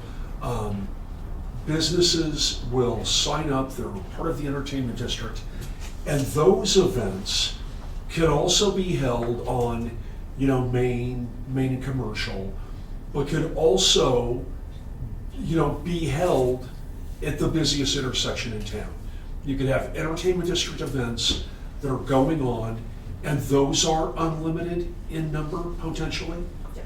Okay, good. I got it right on that one. So the first two you have special events. You can have a lot of them, kind of depending on if you have liquor businesses or non-liquor businesses, I think. Per chapter 21, all that equivocating language you made me incorporate. No, so you have the special events, you have the entertainment district, and those have to be planned, announced in advance, have to be member businesses, but you could have an unlimited number of those at a very busy intersection, also in a different part of Maine, and other areas. And you were also saying, I believe, Audra, that if it's a participating business that is a member of the entertainment district, they can participate in something not like right in front of their property, right? So like, no, go ahead. So again, back to the festival permit. That's where they could participate, not in front of their business. Okay. So could an entertainment district member that was on the outskirts of town participate? No. No? They can't Okay. move to Main Street Okay. to participate. Has to be in front of them. Yep. So the entertainment district has to move to incorporate participating businesses? Mr. Wallace is nodding his head in the affirmative. Well, and like you even said, Mission at the Bell earlier, and that's an example of one that cannot participate because their door does not connect to the entertainment district. Wow, okay. Yeah. Okay, so scratch that example. But the entertainment district, I mean, historically it has been on Main Street. Obviously it has to be participating It's members. the entire historic district, so it can Okay. even stretch all the way to Club 14. But every time they have an event, you don't have the entire historic district. Not yet. Okay, could be, but you generally have an area that is made up of participating members, right? Yes. Okay, so, but is usually like Main Street, Commercial Street, or a combination thereof? Yes, okay, good. So, moving on to festivals now. So festivals, and this is what you're here to consider, we are recommending that festivals for major arterials, for major, Main Street, main commercial, or just commercial, that it be limited to no more than 4 per year on the major arterials, 8 for areas that are not major arterials, and then 8 for parks, for city parks, like in Central Parks, and then an unlimited number on private property. Councilman Williams. I'm sorry, I feel like I should know this, but for the sake of that, can you define festival? Because the way that I'm understanding it, actually, would you just clarify that for me? Right, so festivals would be and you don't have like an entertainment district, but festivals would be a qualifying liquor license that would have it basically wherever they would choose in the downtown area. I don't think it has to be downtown.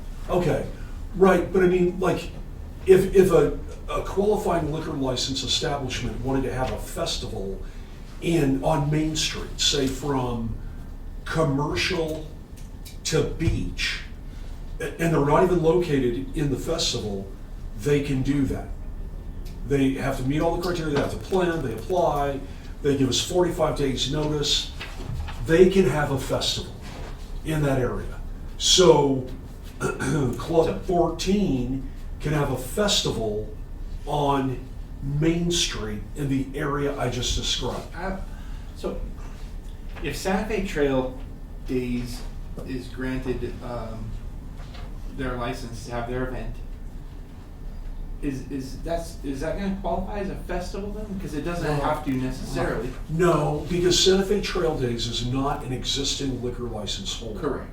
That would be, I think, as it has been, a special event.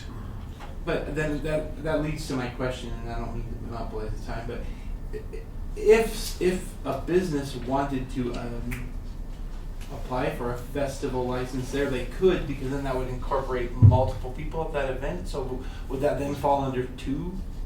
Well, they'll licenses? elect. They'll elect, right?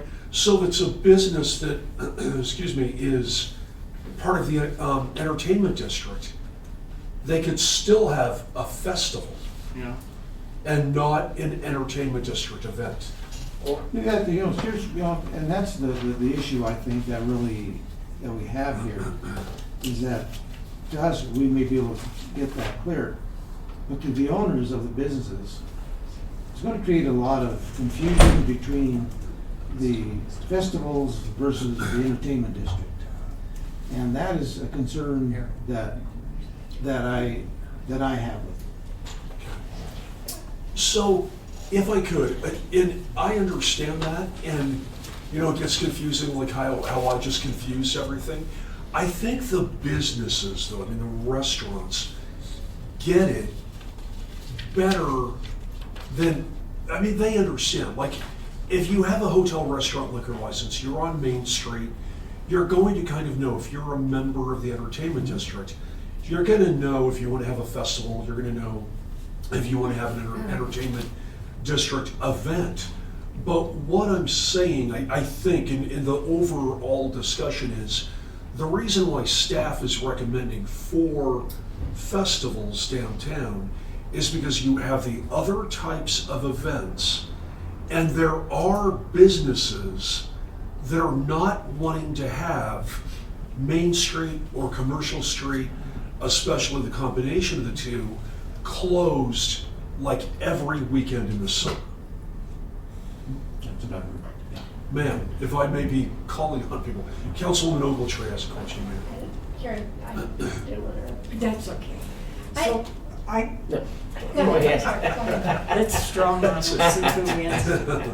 I've been reading some of the information on this Senate bill, and it seems like the intent of the bill was to allow other liquor establishments to have festivals, because the wine industry was the only one that was allowed to do that, correct? Maybe. So, my question is, why can't we just do the festivals, allow the festivals, but have them adjacent to their establishment instead of going a distance?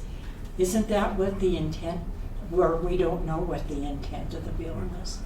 You know, may I? I think part of the intent was, I mean, you have a big event in Denver, like Taste of, or what is it, like? Yeah. The big, I think, Denver Restaurant Week. right, they want people to be able to participate in those events.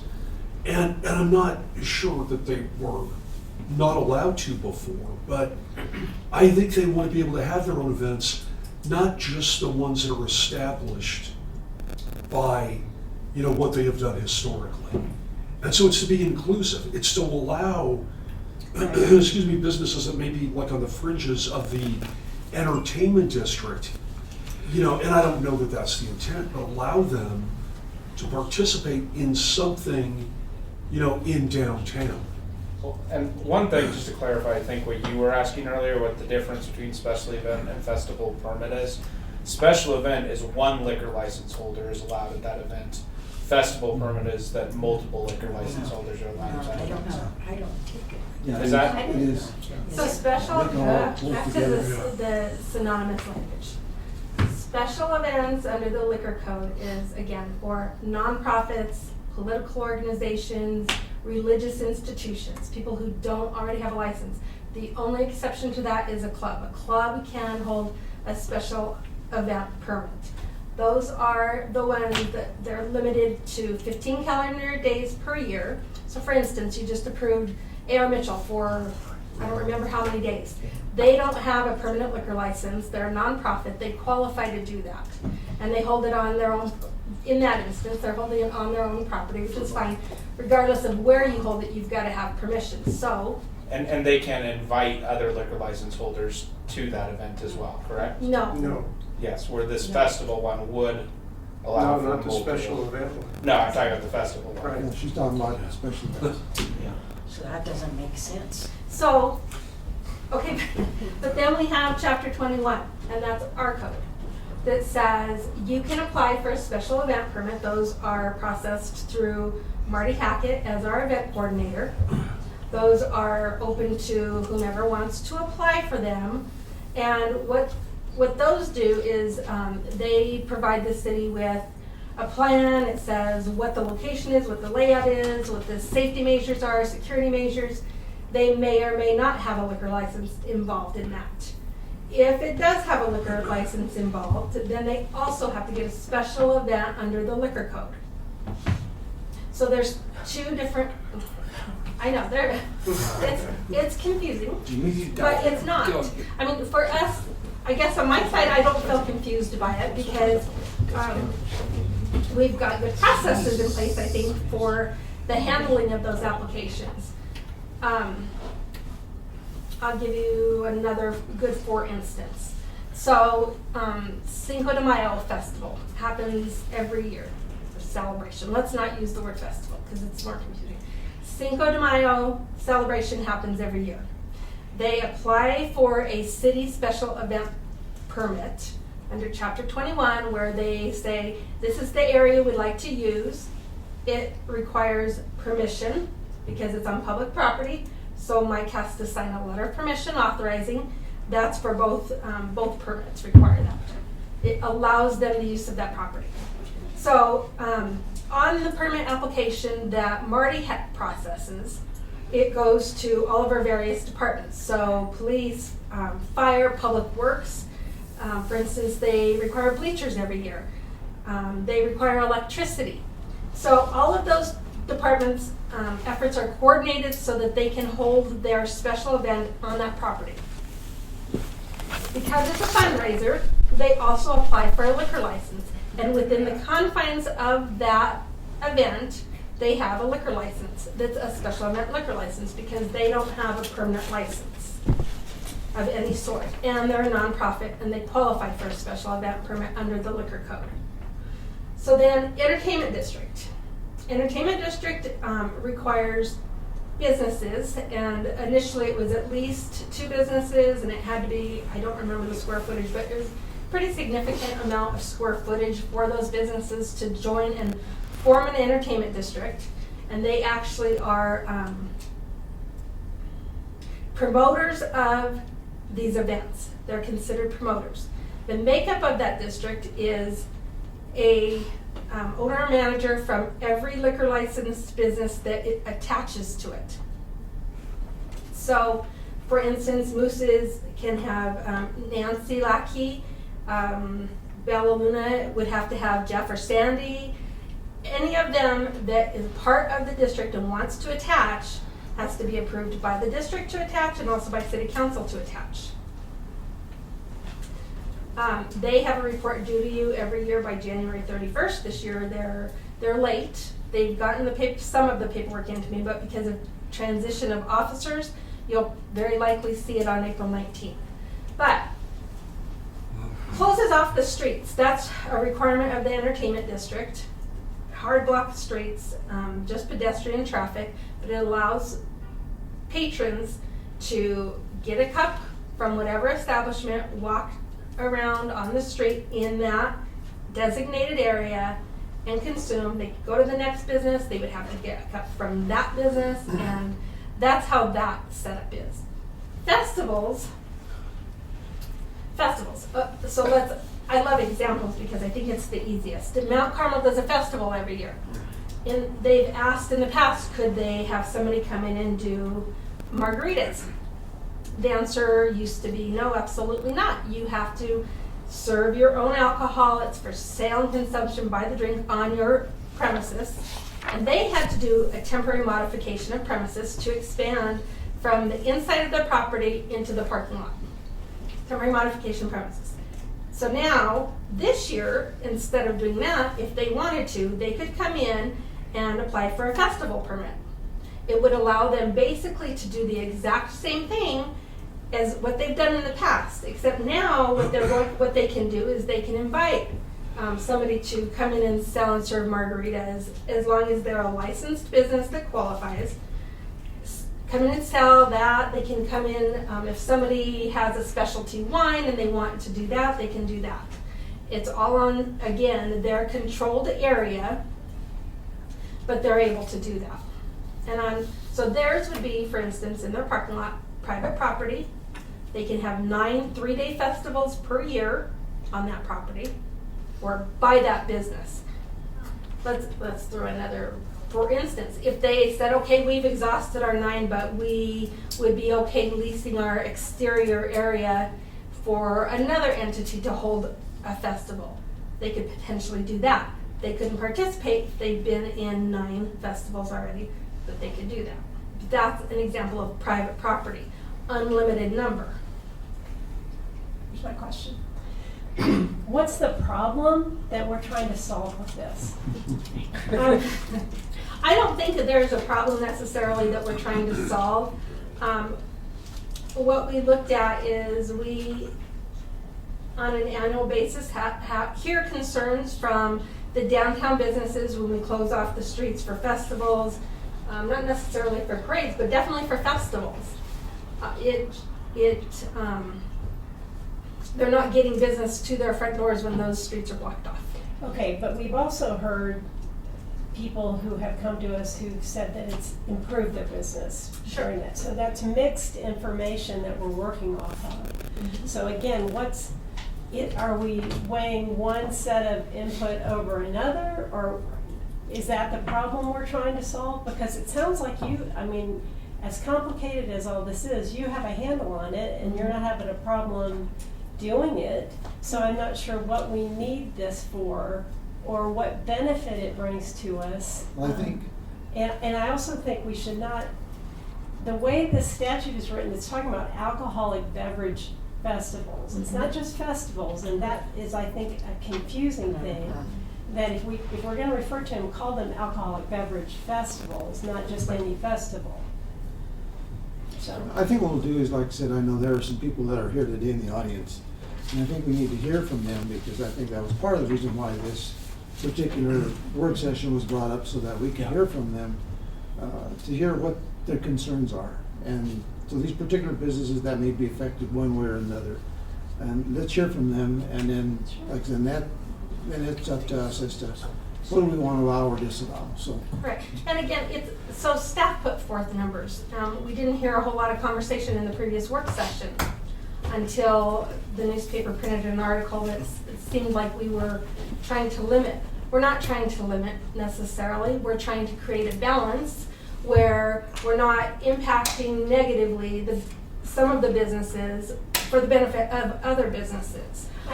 Or, let's talk about parks, same thing. If we allow an unlimited number in our parks, what does that do to children's activities in those parks? I'm just not sure why we're using this as a jumping off point to limit the usage of our streets. If the usage of our streets for any sort of a gathering is an issue, then I think that's a whole nother conversation. It just seems sort of artificial to put this onto this statute that we're trying to put into our ordinances, and then create limits on the number of celebrations that we can have downtown. I don't know if that's necessary, and that's why I'm having a hiccup here. When this was first presented, what I understood is this is just another kind of way that we would have a celebration. Not that it's going to have any impact on the number of celebrations that we have. So we could have approached it a different way. I suppose we could have amended chapter 21 to put some limitations there. I guess the other thing that I would think council just needs to weigh, besides looking at needs on both ends, is also public resources and how that impacts our resources. Aside from that, I don't think any of us have a dog in the fight. It's up to city council what you want to do with these, but that was where our considerations were. Okay. Yes. Question for you. So give us the worst case scenario. If Trinidad didn't do anything, let the state law take over for us. Give us, what would be the worst case scenario for that? Worst case scenario. Worst case scenario would probably be putting your city manager in a position where he's constantly having to decide yes or no on events, and he's deciding the impact of, is it okay to close this main arterial street, or is that not the best idea, because that permission is going to have to come from him in all instances.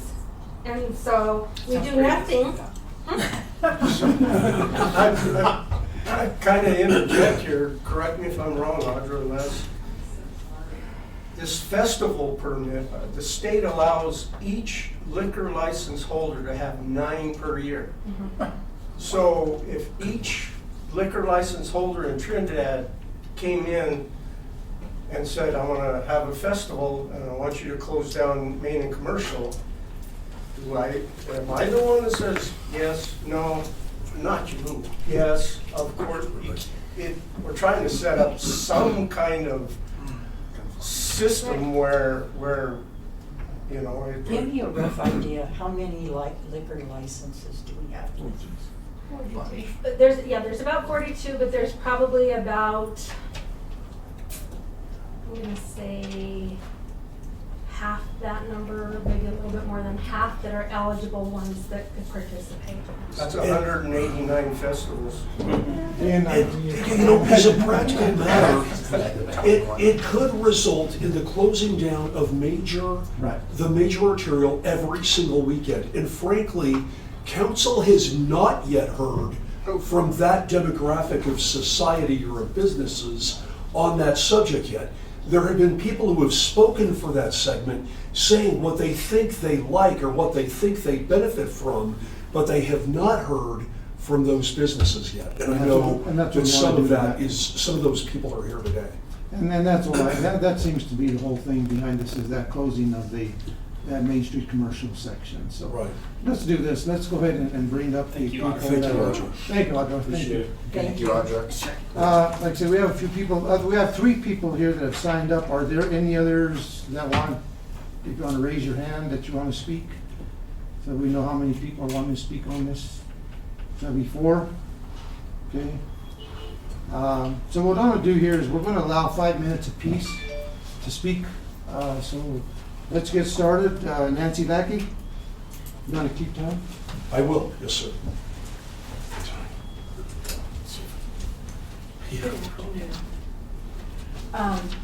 Nancy Lackey, Teddy Wilson, Audra, we finally have officers.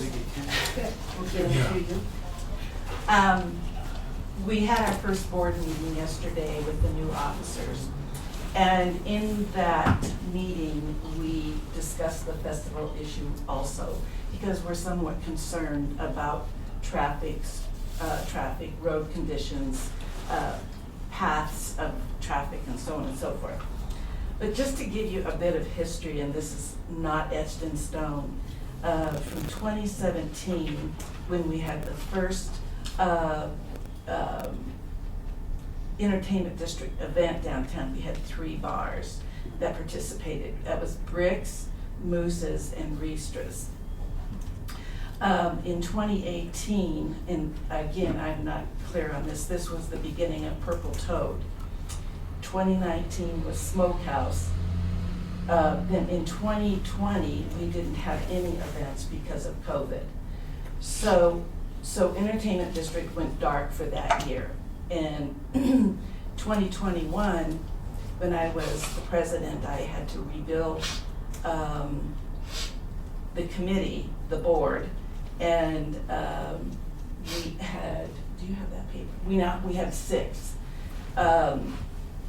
We had, let's see, I have to go down Main Street. Moose's, Smokehouse, the cafe applied, Flojo's, and then, so there's 5, yes. So now we have about 6 or 7, and Bella Luna just signed their application for today. Got it signed, yeah, to attach. So now that we have more bars and restaurants that are within the entertainment district, we feel that the entertainment district needs a better voice in the application process, and we've talked to Audra about it a bit. Because the absence of the 2020 board when 2021 came along, and all of the new board members, it was like deer in the headlights. They did not have any practical experience. They didn't know what to expect. They didn't know how to process things. And the first festival we had was an outdoor event. We discovered that the police department was not fully aware of what they should do. And this is not anything we haven't talked to Audra about, but it was blockades, signage, so on and so forth. So we need a better voice and a better role and a seat at the table when an applicant fills out whether it's going to be is the festival going to integrate with entertainment district? And I'll point out an example when I, further down my page when I get to that. But we have all the liability, but we don't have any say. And that is uncomfortable for us. So that's something that we will definitely be working on this year. But here's a scenario that we came up with. Say on Main Street, the cafe wants to have a festival. Say Bella Luna wants to have a festival. Same weekend, same day, and Moose's wants to have a festival. So you've got two on one side, another one on the, how are you going to maneuver traffic? Does that festival weekend then fall into the entertainment district? Does that Main Street need to be closed off? Because you can't filter the traffic zigzagging down through the festivals, because the tents that these festivals will be held in are not 8 by 8, 9 by 9, 10 by 10. They're big. The other event, or the other item that we need to talk about with festivals that also kind of goes along with entertainment district is, how do you control the alcohol beverages that are sold at a festival as compared to a cup in the entertainment district? So more things to discuss, but we have more bars and restaurants. We have a lot of new people that love them, and it's good for the tourists, but we have to figure out, how do you coordinate the traffic? And I know, Karen, I understand there are businesses downtown that don't want the streets closed. However, in my personal opinion, and in talking with them, there is a minority, but it does affect a major income stream for 99% of the businesses downtown.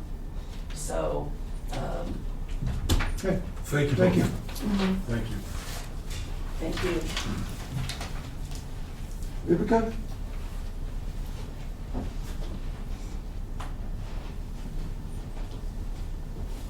Hi, Hi. thank you for allowing me to speak today.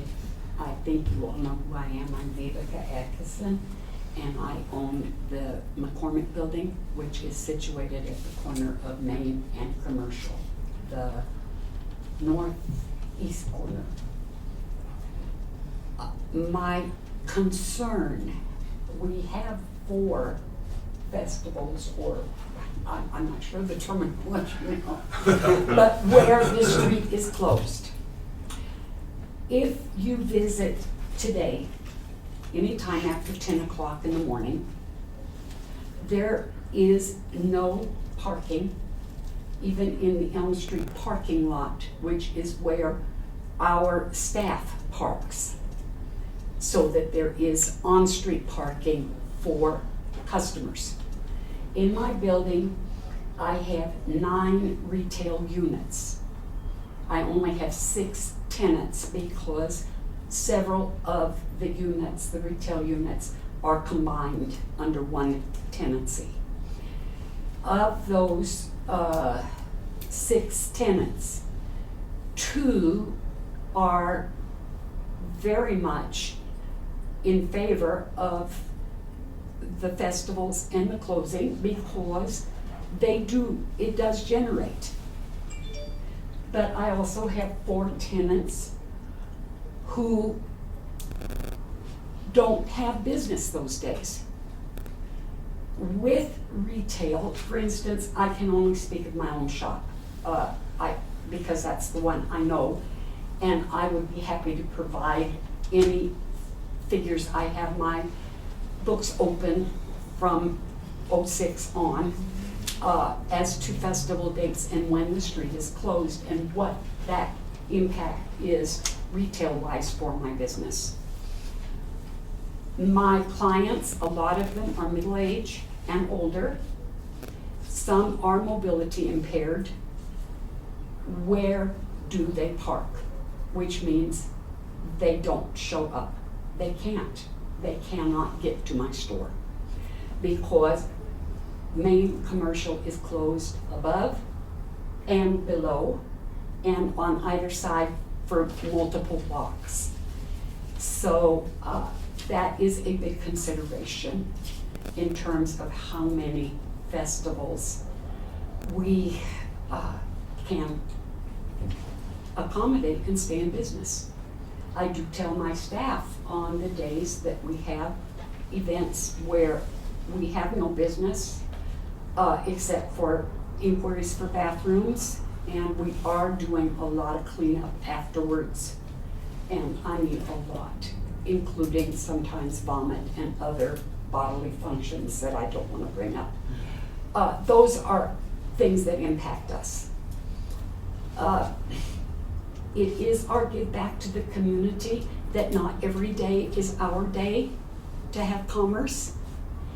And that is part of the give and take. And we are very willing to be a part of the give and take. And I don't know what the happy balance is, but I thank you for allowing me to speak. Okay, thank you. Thank you. Thank you. Marcia?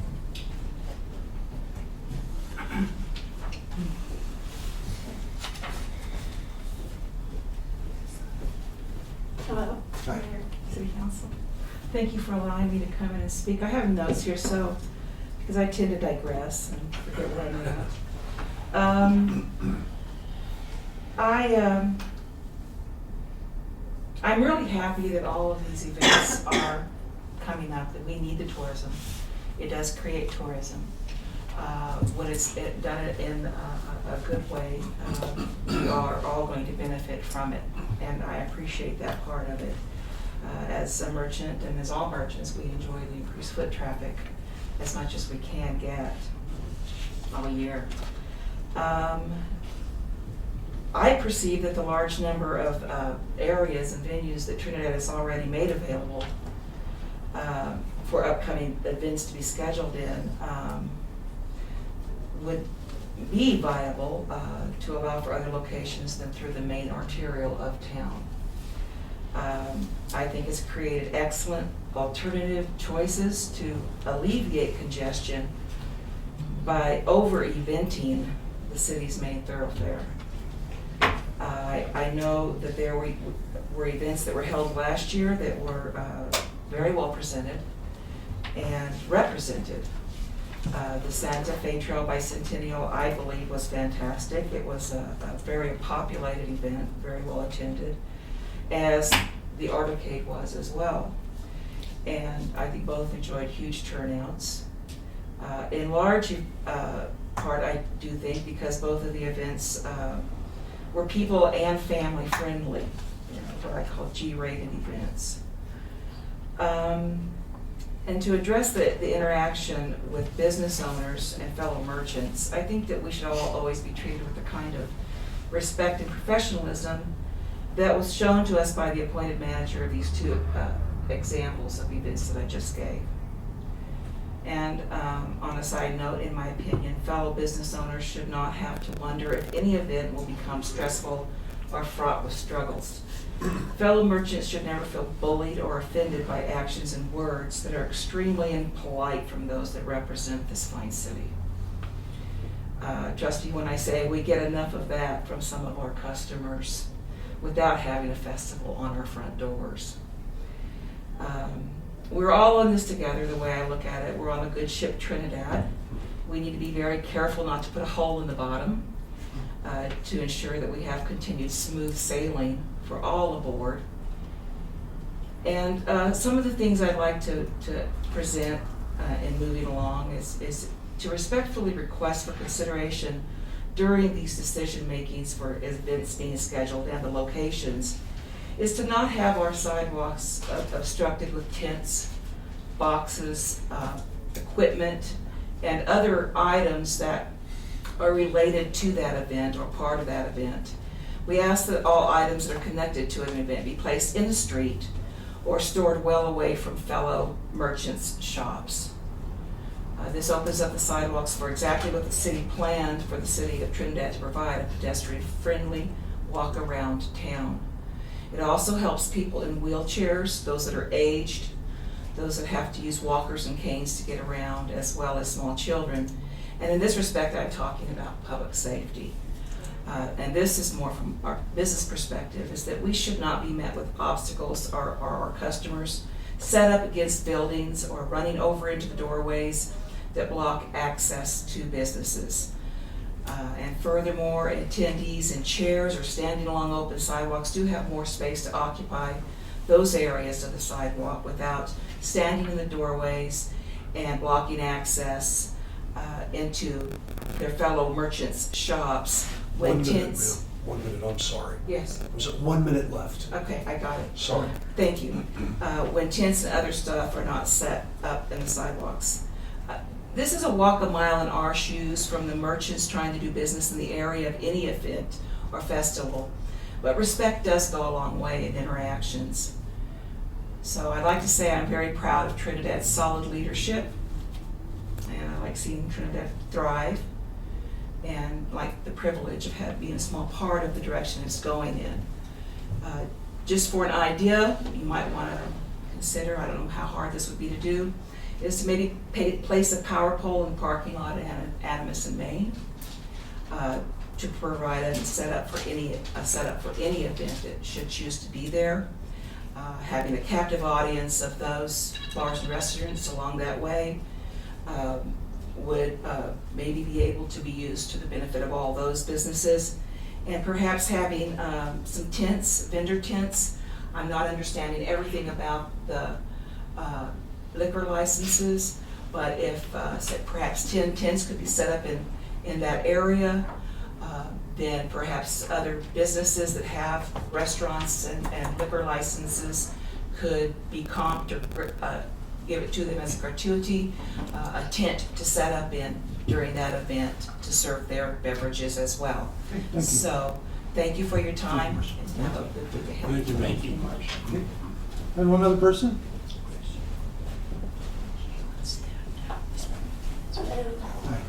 Hi, I'm Suzanne Magnuson. My husband Curtis Wallach. We have the Trinidad Lounge at 421 Commercial. We'll be super quick, I swear. I am concerned about this ordinance because of the confusion surrounding it and the extremely low number of festivals that it's allowing for. I would be concerned if it moved forward from here. Also, it seems as though, from what I hear today, that if you want to throw a celebration, as Aaron said, in town, you can find avenues to do so, especially if you understand kind of how everyone's navigating these events. My concern would be with this ordinance is that people from outside of town that would want to potentially come here and bring a cool festival that brings revenue and has people out spending money are going to see all of this kind of messy ordinance and be deterred from coming. And I think that in my mind, more people, more money, better for the community at large. I think it comes down to kind of expand on that point and to talk about what Aaron was saying about a Venn diagram. So Les, I guess, and Audra, this is a question for you guys. When you say we're limiting the number of festivals, and what we're actually trying to do is not block those main arterial streets, so the limit to 4 festivals, if someone were to pick the entertainment district box, does that push them outside of the limit? Would those be differentiated? Those would not count. If So they just pick the before- entertainment district box, it wouldn't count. Correct. Okay. Correct. These would be independent of special events, permits, and entertainment district events. That would So be- what does it accomplish? Exactly. I feel like it's a lot of confusion. Because by and large, I think the events that we're discussing, where there's merchants who have an issue and understandably have an issue with the main and commercial closure, those are entertainment district events. The Blues Fest, of course, it was built for the Blues Fest. So, you guys talk. You have your 5 okay, minutes. I'm sorry. And then we'll answer. Okay. Sorry about that. So I guess what I'm talking about is definition of terms, because if we just say we're limiting festivals, that is going to deter outside folks who don't know our city and the ordinances so well from coming and doing the stuff. But then in the city, we're like, well, you can just tick that entertainment district box and have the event anyway. think what it comes down to get to Mike's point about having that huge number of festivals and possibly being shut down every weekend, what the entertainment district needs to do and the city needs to do is be very discerning about what festivals we allow, you know? And what I mean is, when I was on the entertainment district, we would get applications in where it was like, well, obviously this person that doesn't have their ducks in a row to have insurance there and the police presence and be ready with barricades and know what the correct signage is and just have their head wrapped around how a festival works and what that is actually going to do to the city. So I think there should be some like baseline rubric that says this is what you have to have in order, and you have to have a good idea of what your map is going to be and how many attendees you're going to have and what the insurance entails and what shutting down the streets look like. And if they come to the city and say, I want to do this, and they don't have that stuff in order, then it's just an automatic no. You say, okay, well, and I think that's what we're getting down to, you know? We don't want to just willy-nilly have every festival, but the festivals that are going to bring the people here and are going to, by and large, positively affect our economy. To make sure that they're Those quality ones. and worthwhile, and that they are going to be an economic little boom for us. So, yeah. Yeah. So anyway. And that way we can hopefully come around to no one feels, you know, even the merchants and Vivica's building and all that stuff, no one feels that we're just allowing everything to shut the streets down, you know? They all feel like we're working in their best interest. Okay. All right, thank you. Thank you. Well, being that when we've heard, get some comments, Mr. LeBlanc? I have nothing right now. Sure. But the scenario that was brought up by Mrs. Lackey, I think there's something missing here, because in order for those festivals to occur, we still have to issue a permit. So if, like, the blues festival is going on downtown, we don't issue another festival for somebody not in the entertainment district, correct?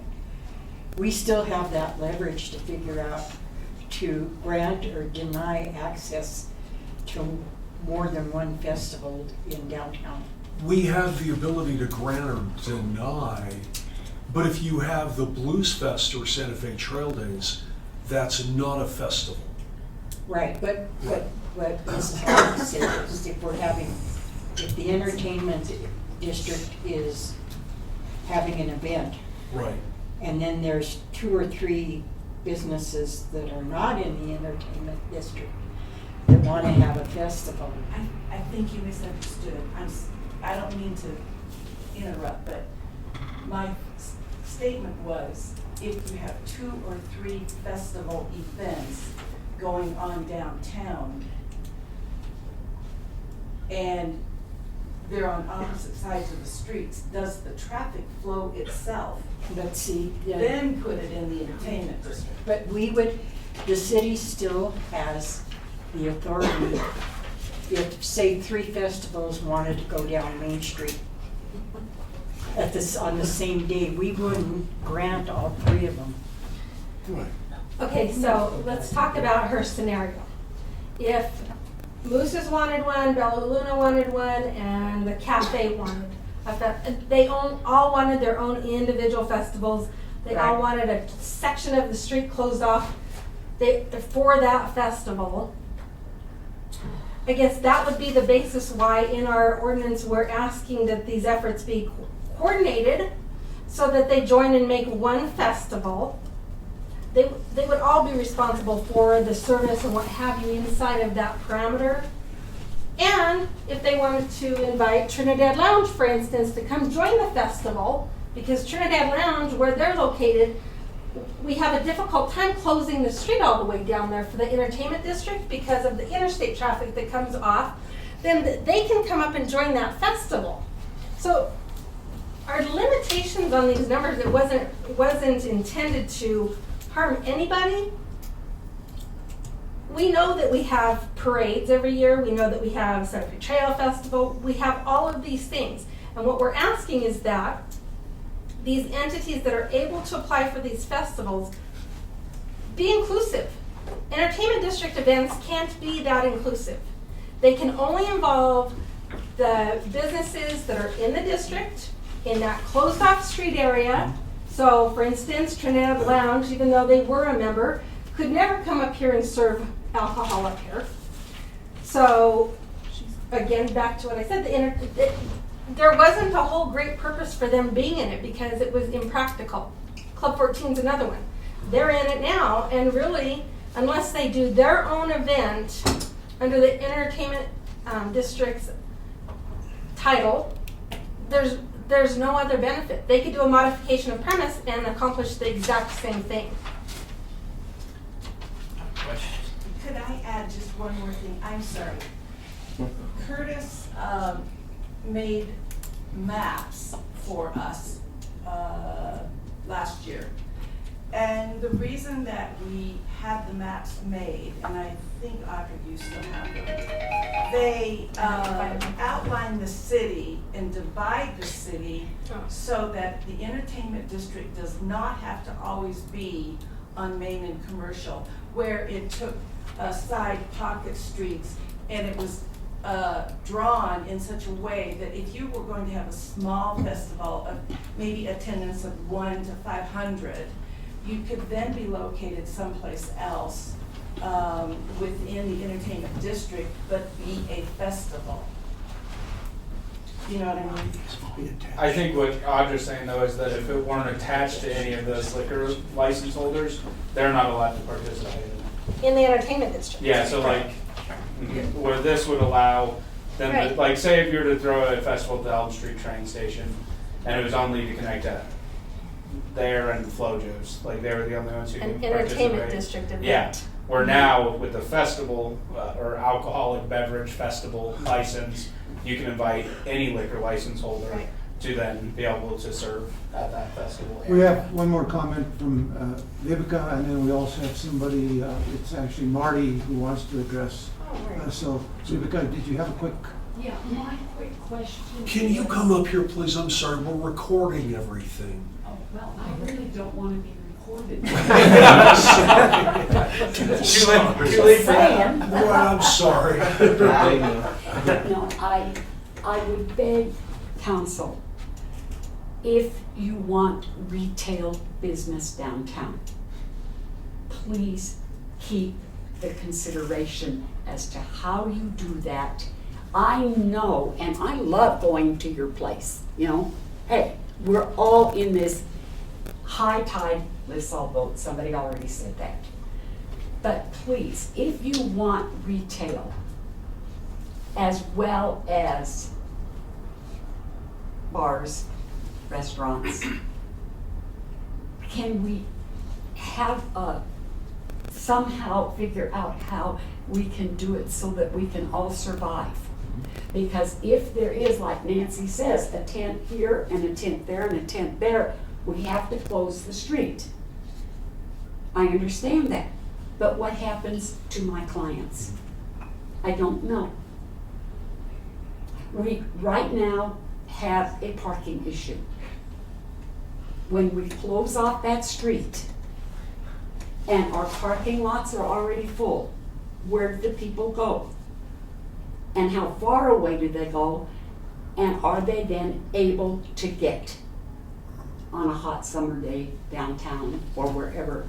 I just ask you to please take some of this into consideration. Marty, you have some questions?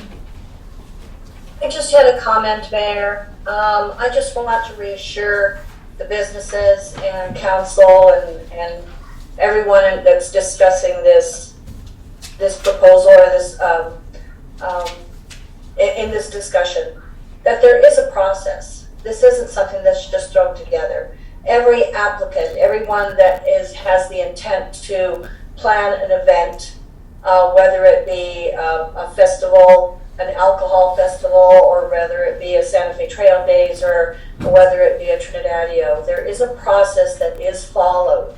There is an application that needs to be filled out. That application is then sent to all the department heads. So one of the things that we're recommending, and that will also be on that event application, is a requirement to contact businesses that would be affected by a street closure. So there are processes in place so that we can make sure that we are not affecting businesses by closing down streets, that we are not allowing more than one festival at one time, that we're not causing traffic problems. So there are processes in place, and I just want everybody to know that this isn't,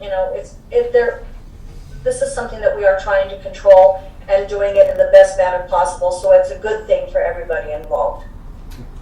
Let's get some final comments. Richard, you want anything? No, sir. Karen, Frank? Well, the only thing I can see here is the issue of how many festivals you want now. Maybe a good suggestion would be if we change it to 4 to 6, or at the first of the year, if you're going to have a festival, come in to ADRA and apply for a festival. That way we would know ahead of time. I know that's kind of a difficult deal there, but you can't come in the middle of the year and want a festival. It's kind of tough. And if you're going to plan a festival, you think you would plan it ahead of time. And it just seems the number of festivals, they're not happy with 4. Would they be happy with 6 or what? But somewhere along the line, we need to draw the line. And I think 4, to me, makes more sense than going up through all that other purpose. I think that 4 is an artificial number, and it's an artificial concern because given all of what Marty was just sharing about what needs to happen to put an event together, I don't know that necessarily we would have a concern about hundreds of festivals. They're a lot of work to put on for the people who are even throwing them. So I just think it's a bad message to this community to say we're going to be really circumspect about how many festivals we're going to have, when I don't think it's necessary. I would, if we were going to have a limit at all, I would make it much higher so that it doesn't discourage festivals, alcohol beverage festivals, from occurring. The number of festivals is probably not important. It's probably, I was listening to what Kurt had to say, it's probably the size of festivals.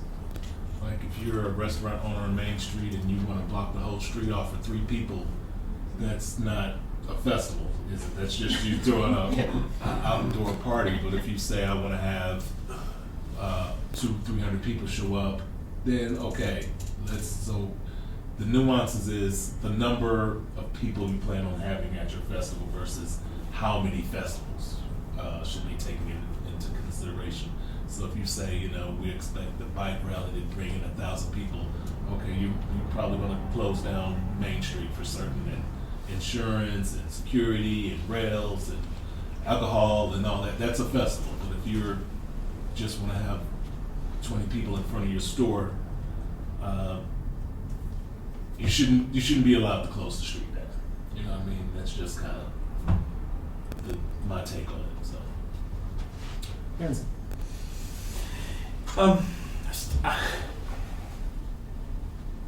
I still, I guess I'm embarrassed to say I'm so confused by some of this.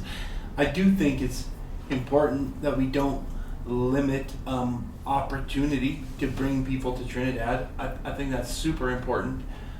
Audra, sorry to, of Santa Fe Trail Days, the Blues Festival, then the Rad Fest, and then Artocade.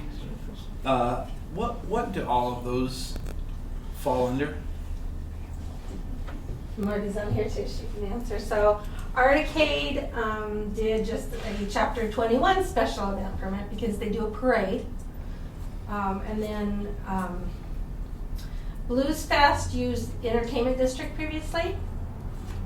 The Santa Fe Trail Festival did special event permit under Chapter 21, and they would also do a special event permit under the liquor code for a fundraiser for the chamber.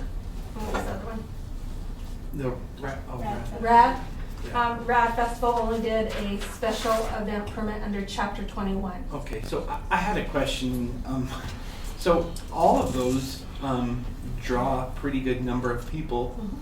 Mm-hmm. If we are going to have one of those occurring, could a business apply for an alcohol festival permit in conjunction with that? Because you have that big group of people right there. Can they apply and have one adjacent to it where the Blues Fest goers can come to the place where alcohol and food is being served at the same time? Is that, I mean... So this is my opinion on this. I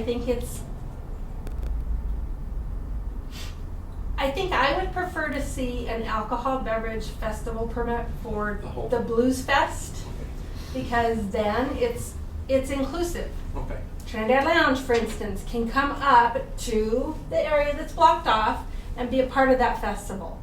It takes one licensee to apply for that festival, list everybody else who's going to be serving alcohol in that area. We already have the area blocked off. And it doesn't have to be huge. I had a quick question though, but doesn't that put an undue burden on in this example, use Trinidad Lounge? Because there's certain things that have to be put in place for the Blues Fest that wouldn't have to be for the alcohol. I mean, I just asking for a friend. Give me a for instance. Right. I'm sorry? What's your for instance? Well, I guess I don't know what you're... I guess you were saying you prefer to see it under one permit, and in the example you used, it was Trinidad Lounge. They're applying for the festival for the whole weekend, if you will. But then they're responsible for a lot of stuff that's in place for the Blues Fest, not specific to the alcohol festival. And that's why I was asking if two could be concurrent. Oh, okay. Yeah. I think I understand. I'm glad the that makes question. sense, I hope. So, Trinidadio should be the entity that's responsible for getting the permit under Chapter 21 through Marty's office for event coordination. And then you would have a separate application for the festival permit for the alcohol service in that area. Either that or they use the entertainment district. Entertainment district will limit it to the businesses within that area of the streets being blocked off. Only the licensed businesses there. So it's either it's inclusive or it's not. Right. Okay. I guess ultimately, because what I was concerned with is that, as many people alluded to, you wouldn't want to eliminate draws to Trinidad if you've already reached that maximum. Right. But if this was in place today, even with the existing limits, last year we didn't reach them anyway. So we still have a lot of room to grow, even at 4. Right? We got Karen that question before you. Okay, you got any more questions? Go ahead. Okay, Karen. Just a clarification here, because don't feel bad, because I'm confused too. But when we're limiting alcohol festivals, that's not the same thing as the entertainment district. And so we're talking something totally separate. I think people are intertwining the two, where they're saying we're limiting the events in the entertainment district, and that's not our intent. I think we need to make that clear, because I think that's where the burn's coming from. And maybe this would be it would be a better location for that limitation to be in Chapter 21, special event permits, because anything on city property or affecting city resources is going to require a special event permit through our event coordinator's office. Yeah. So maybe that's a better location for the limitations. On festivals. I guess on everything. I don't know. Okay. I mean, if you look at it as a whole picture, maybe we do no limitation, but the problem with that is you have to keep that balance. And I'll go back to the parks. We've talked about the streets being closed, but we haven't talked about the parks. So we go back to that. If we don't have any limitation and somebody says, I want to use Central Park, Mike, can I get a permit for Central Park for these 9 days? The next licensee comes in and says, okay, now I get 9 days, and I'm not going to invite any of those people that already did because they use theirs, but I have 9 days. I'm going to invite these other people. We're not talking 9 days. We're talking 9 3-day events. So at what point are we then impacting what our parks are able to be used for? That's why the limitation. That's why the concern of why we even put numbers in there, because I get what you're saying. Yeah, it's an arbitrary number. We tried to weigh, okay, what are we looking at? We're looking at Radfest. Well, Radfest didn't have any alcohol. Did they have a special event liquor license by somebody? I think they did. Chamber of Commerce, I think, did special event. But they did a beer garden, specific area, beer garden. But the streets were already blocked. So, for instance, though, they wanted to bring in a whiskey, or is it a distillery? They wanted to do that. At that point, we were talking about the timing of that. They came in October. This law actually was in effect in September. We didn't have any guidance. I didn't even see the law to know that it existed at that point. Technically, they could have done it, I guess. Somebody could have come in and done that, but neither here nor there. They probably will still be interested in having that sort of a alcohol festival permit so that they can bring in this distillery and set up and have that as part of their event. They're still going to have the permit through Marty's office. I don't know. I feel like I'm talking in circles, and I don't know that I've answered your question and we'll bring it to a close. I just wanted to reflect. I think what I'm hearing from the business owners is that actually it's the special events that are causing a problem for them in terms of the ability of customers to get to their places, the sidewalks being blocked by people or signage, what Marcia was talking about, and parking. Those are things, those are valid problems that we can address that don't mean that we have to limit the number of festivals or alcohol beverage festivals. It means that perhaps our special event oversight needs take a look at. Could I please chime in on that? And I don't think that's what they're saying in their entirety at all. I think anything that goes on downtown is going to deleteriously impact their customers being able to park to get to their stores. Right, so if I could just continue, Sure. I'm saying parking, if parking is an issue, then we've got to address that for all events. We've got to use the stuff under the freeway, we've got to have a tram. Those are things that are doable things that don't require us to limit. Good point, but could I also say, and I don't think this was articulated today at all, and that is, if you have 12 weekends in the summer season, and let's just say if you are a retail business and you do a better business on the weekends than you do during the week, weekends are huge for you. And you don't want to lose every summer weekend. If you're Marcia or you're Vivica, again, this wasn't said, and I don't mean to sound like I'm speaking for them, but you don't want to lose every summer weekend. We were implying. Oh, you're there. Okay, I'm sorry.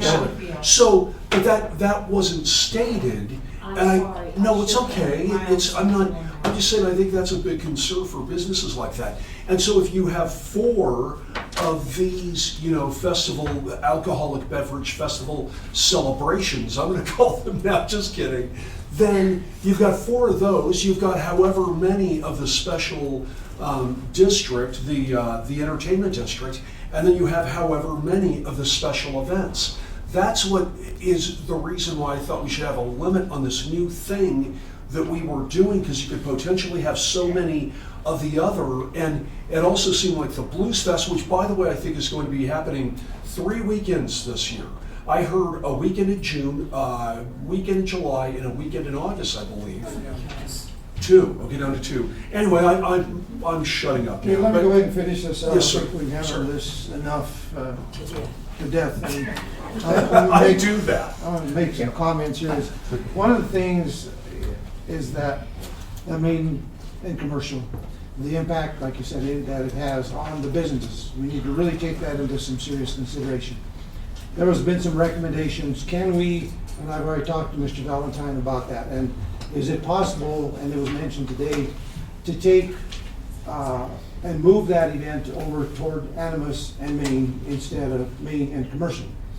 And there might be some infrastructure issues that we have to contend with, but it's not going to be a one-time thing. It may be a multiple thing. So that, because the one big thing that I'm hearing is that the confusion is like if we have a series of events planned. They plan whether, whichever, what chapter 21 or whatever it falls under. And then all of a sudden, someone walks in the door, I want to have an event next week. That really throws a wrench into the whole mix of everything. And I think that's something that we have to be very careful with. So my idea is, at the beginning of the year, and I mentioned this before, it would be a good idea if people were to put in, whether it's in January or prior to January, what they're going to have for the first 6 months. That way, now, these are some scenarios. Or the last 6 months. Or do they want to look at the time frame of when the community is busiest, which is April through October. And what they do is they would come in and say, these are the festivals or events that we want to have. But we also have to identify the standing events. We're talking about the Art Cruise, we're talking about the Blues Fest, we're talking about the Rad Fest that we have now.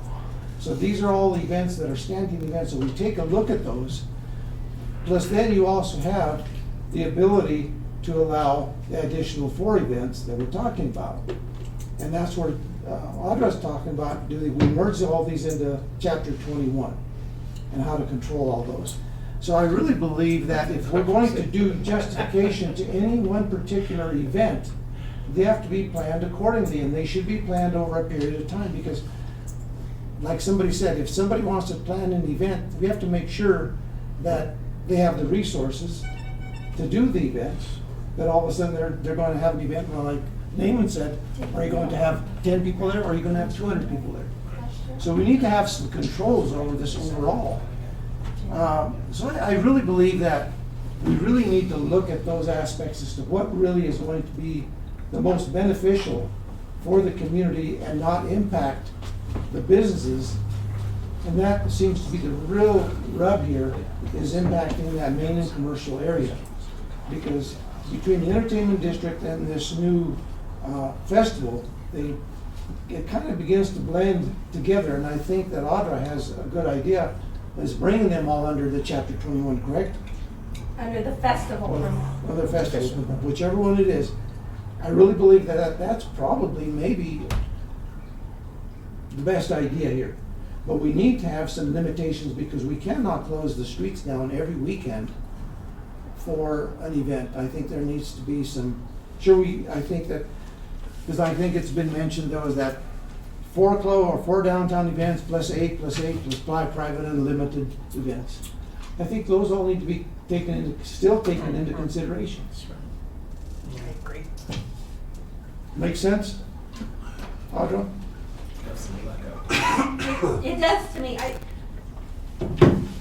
think the other thing to keep in mind is that you need to remember there will be a draw on our police department too. Yes. Whether, even if it's a well-controlled event, it's a consideration. Mr. Valentine, when this comes up, if you could maybe take we've talked about the infrastructure situation. Let's take a look and see what that would be, because that way we can take and push these events instead of tying up that central part of downtown over maybe to one end of town or the other. That way it gives us something to work with. Okay?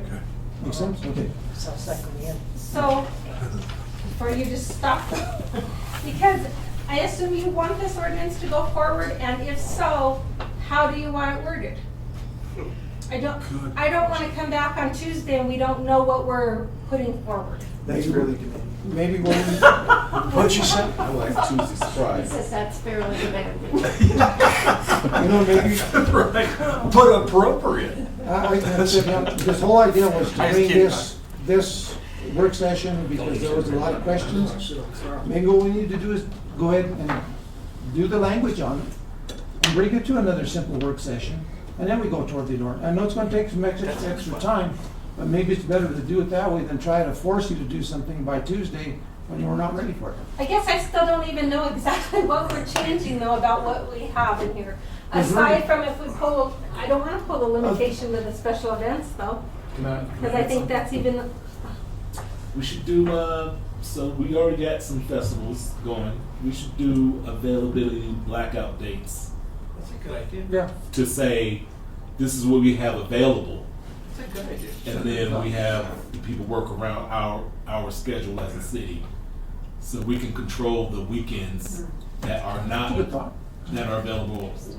So are you saying you agree with the limitation? In other words, maybe you agree to 4, but you block out the other 8 weekends. Yeah, so you know. can. So some of them be during the week, not necessarily during the weekends. You kind of. But you also take into consideration the entertainment district events and the Blues Fest and these others, those will have to be. Alternatively, yeah, and the language in that ordinance is that they're supposed to be coordinated. And one of the questions that I've asked of Audra is who's responsible for coordination? And you're saying basically you, and I'm saying then you need to have the ability to say no to things, you know, a firm ability Right. to say no when the city's gonna be overburdened. It shouldn't just be kind of like, well, maybe, because then people are gonna feel like discriminated against for whatever that they wanted to do if it's not permitted. So it has to be. So could, and I don't mean to interrupt, I'm sorry, ma'am, I hope you were done. Were you done? No, not exactly. Okay, I'm sorry, please, I didn't mean to, go right ahead. Just, I wanted, one of the things, Audra, that you said was that you thought that for a thing like the Blues Fest, that it ought to have a special permit and then an alcohol beverage festival permit in addition.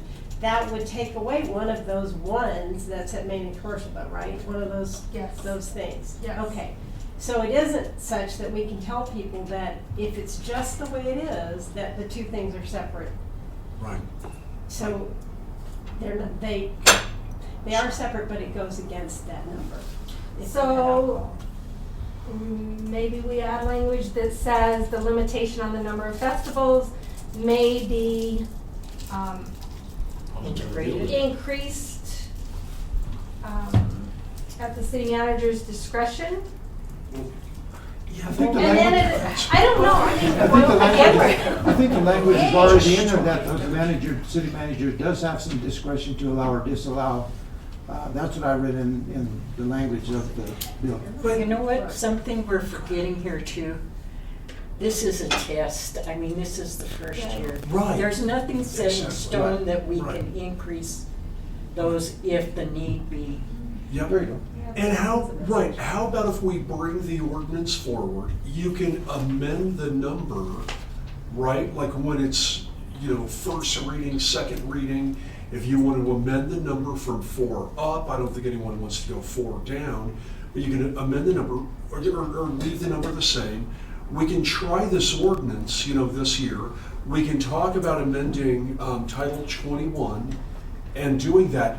I do want to say, I think it's a little tough, the sense I get if you're the city manager and an event is entirely up to you. Yeah. Because, man, they stormed the Bastille with wanting an event, and it's a full court press and any other bad analogy or metaphor. And I really do for believe pressuring the exactly what city. Karen was saying is that let's move forward with what's there. Yeah, Right.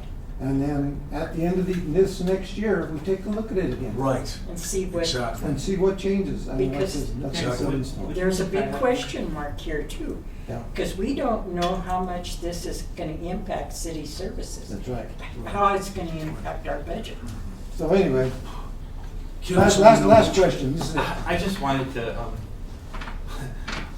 I think we've touched on this too. I think it's important that those festivals, if a business applies for a festival of this type, and they just want to do a really small thing in front of their building, I can't see that But that the can't be ordinance this, says because that. then you limit it The to the 4 ordinance says people that, and the doesn't it? benefit is very small.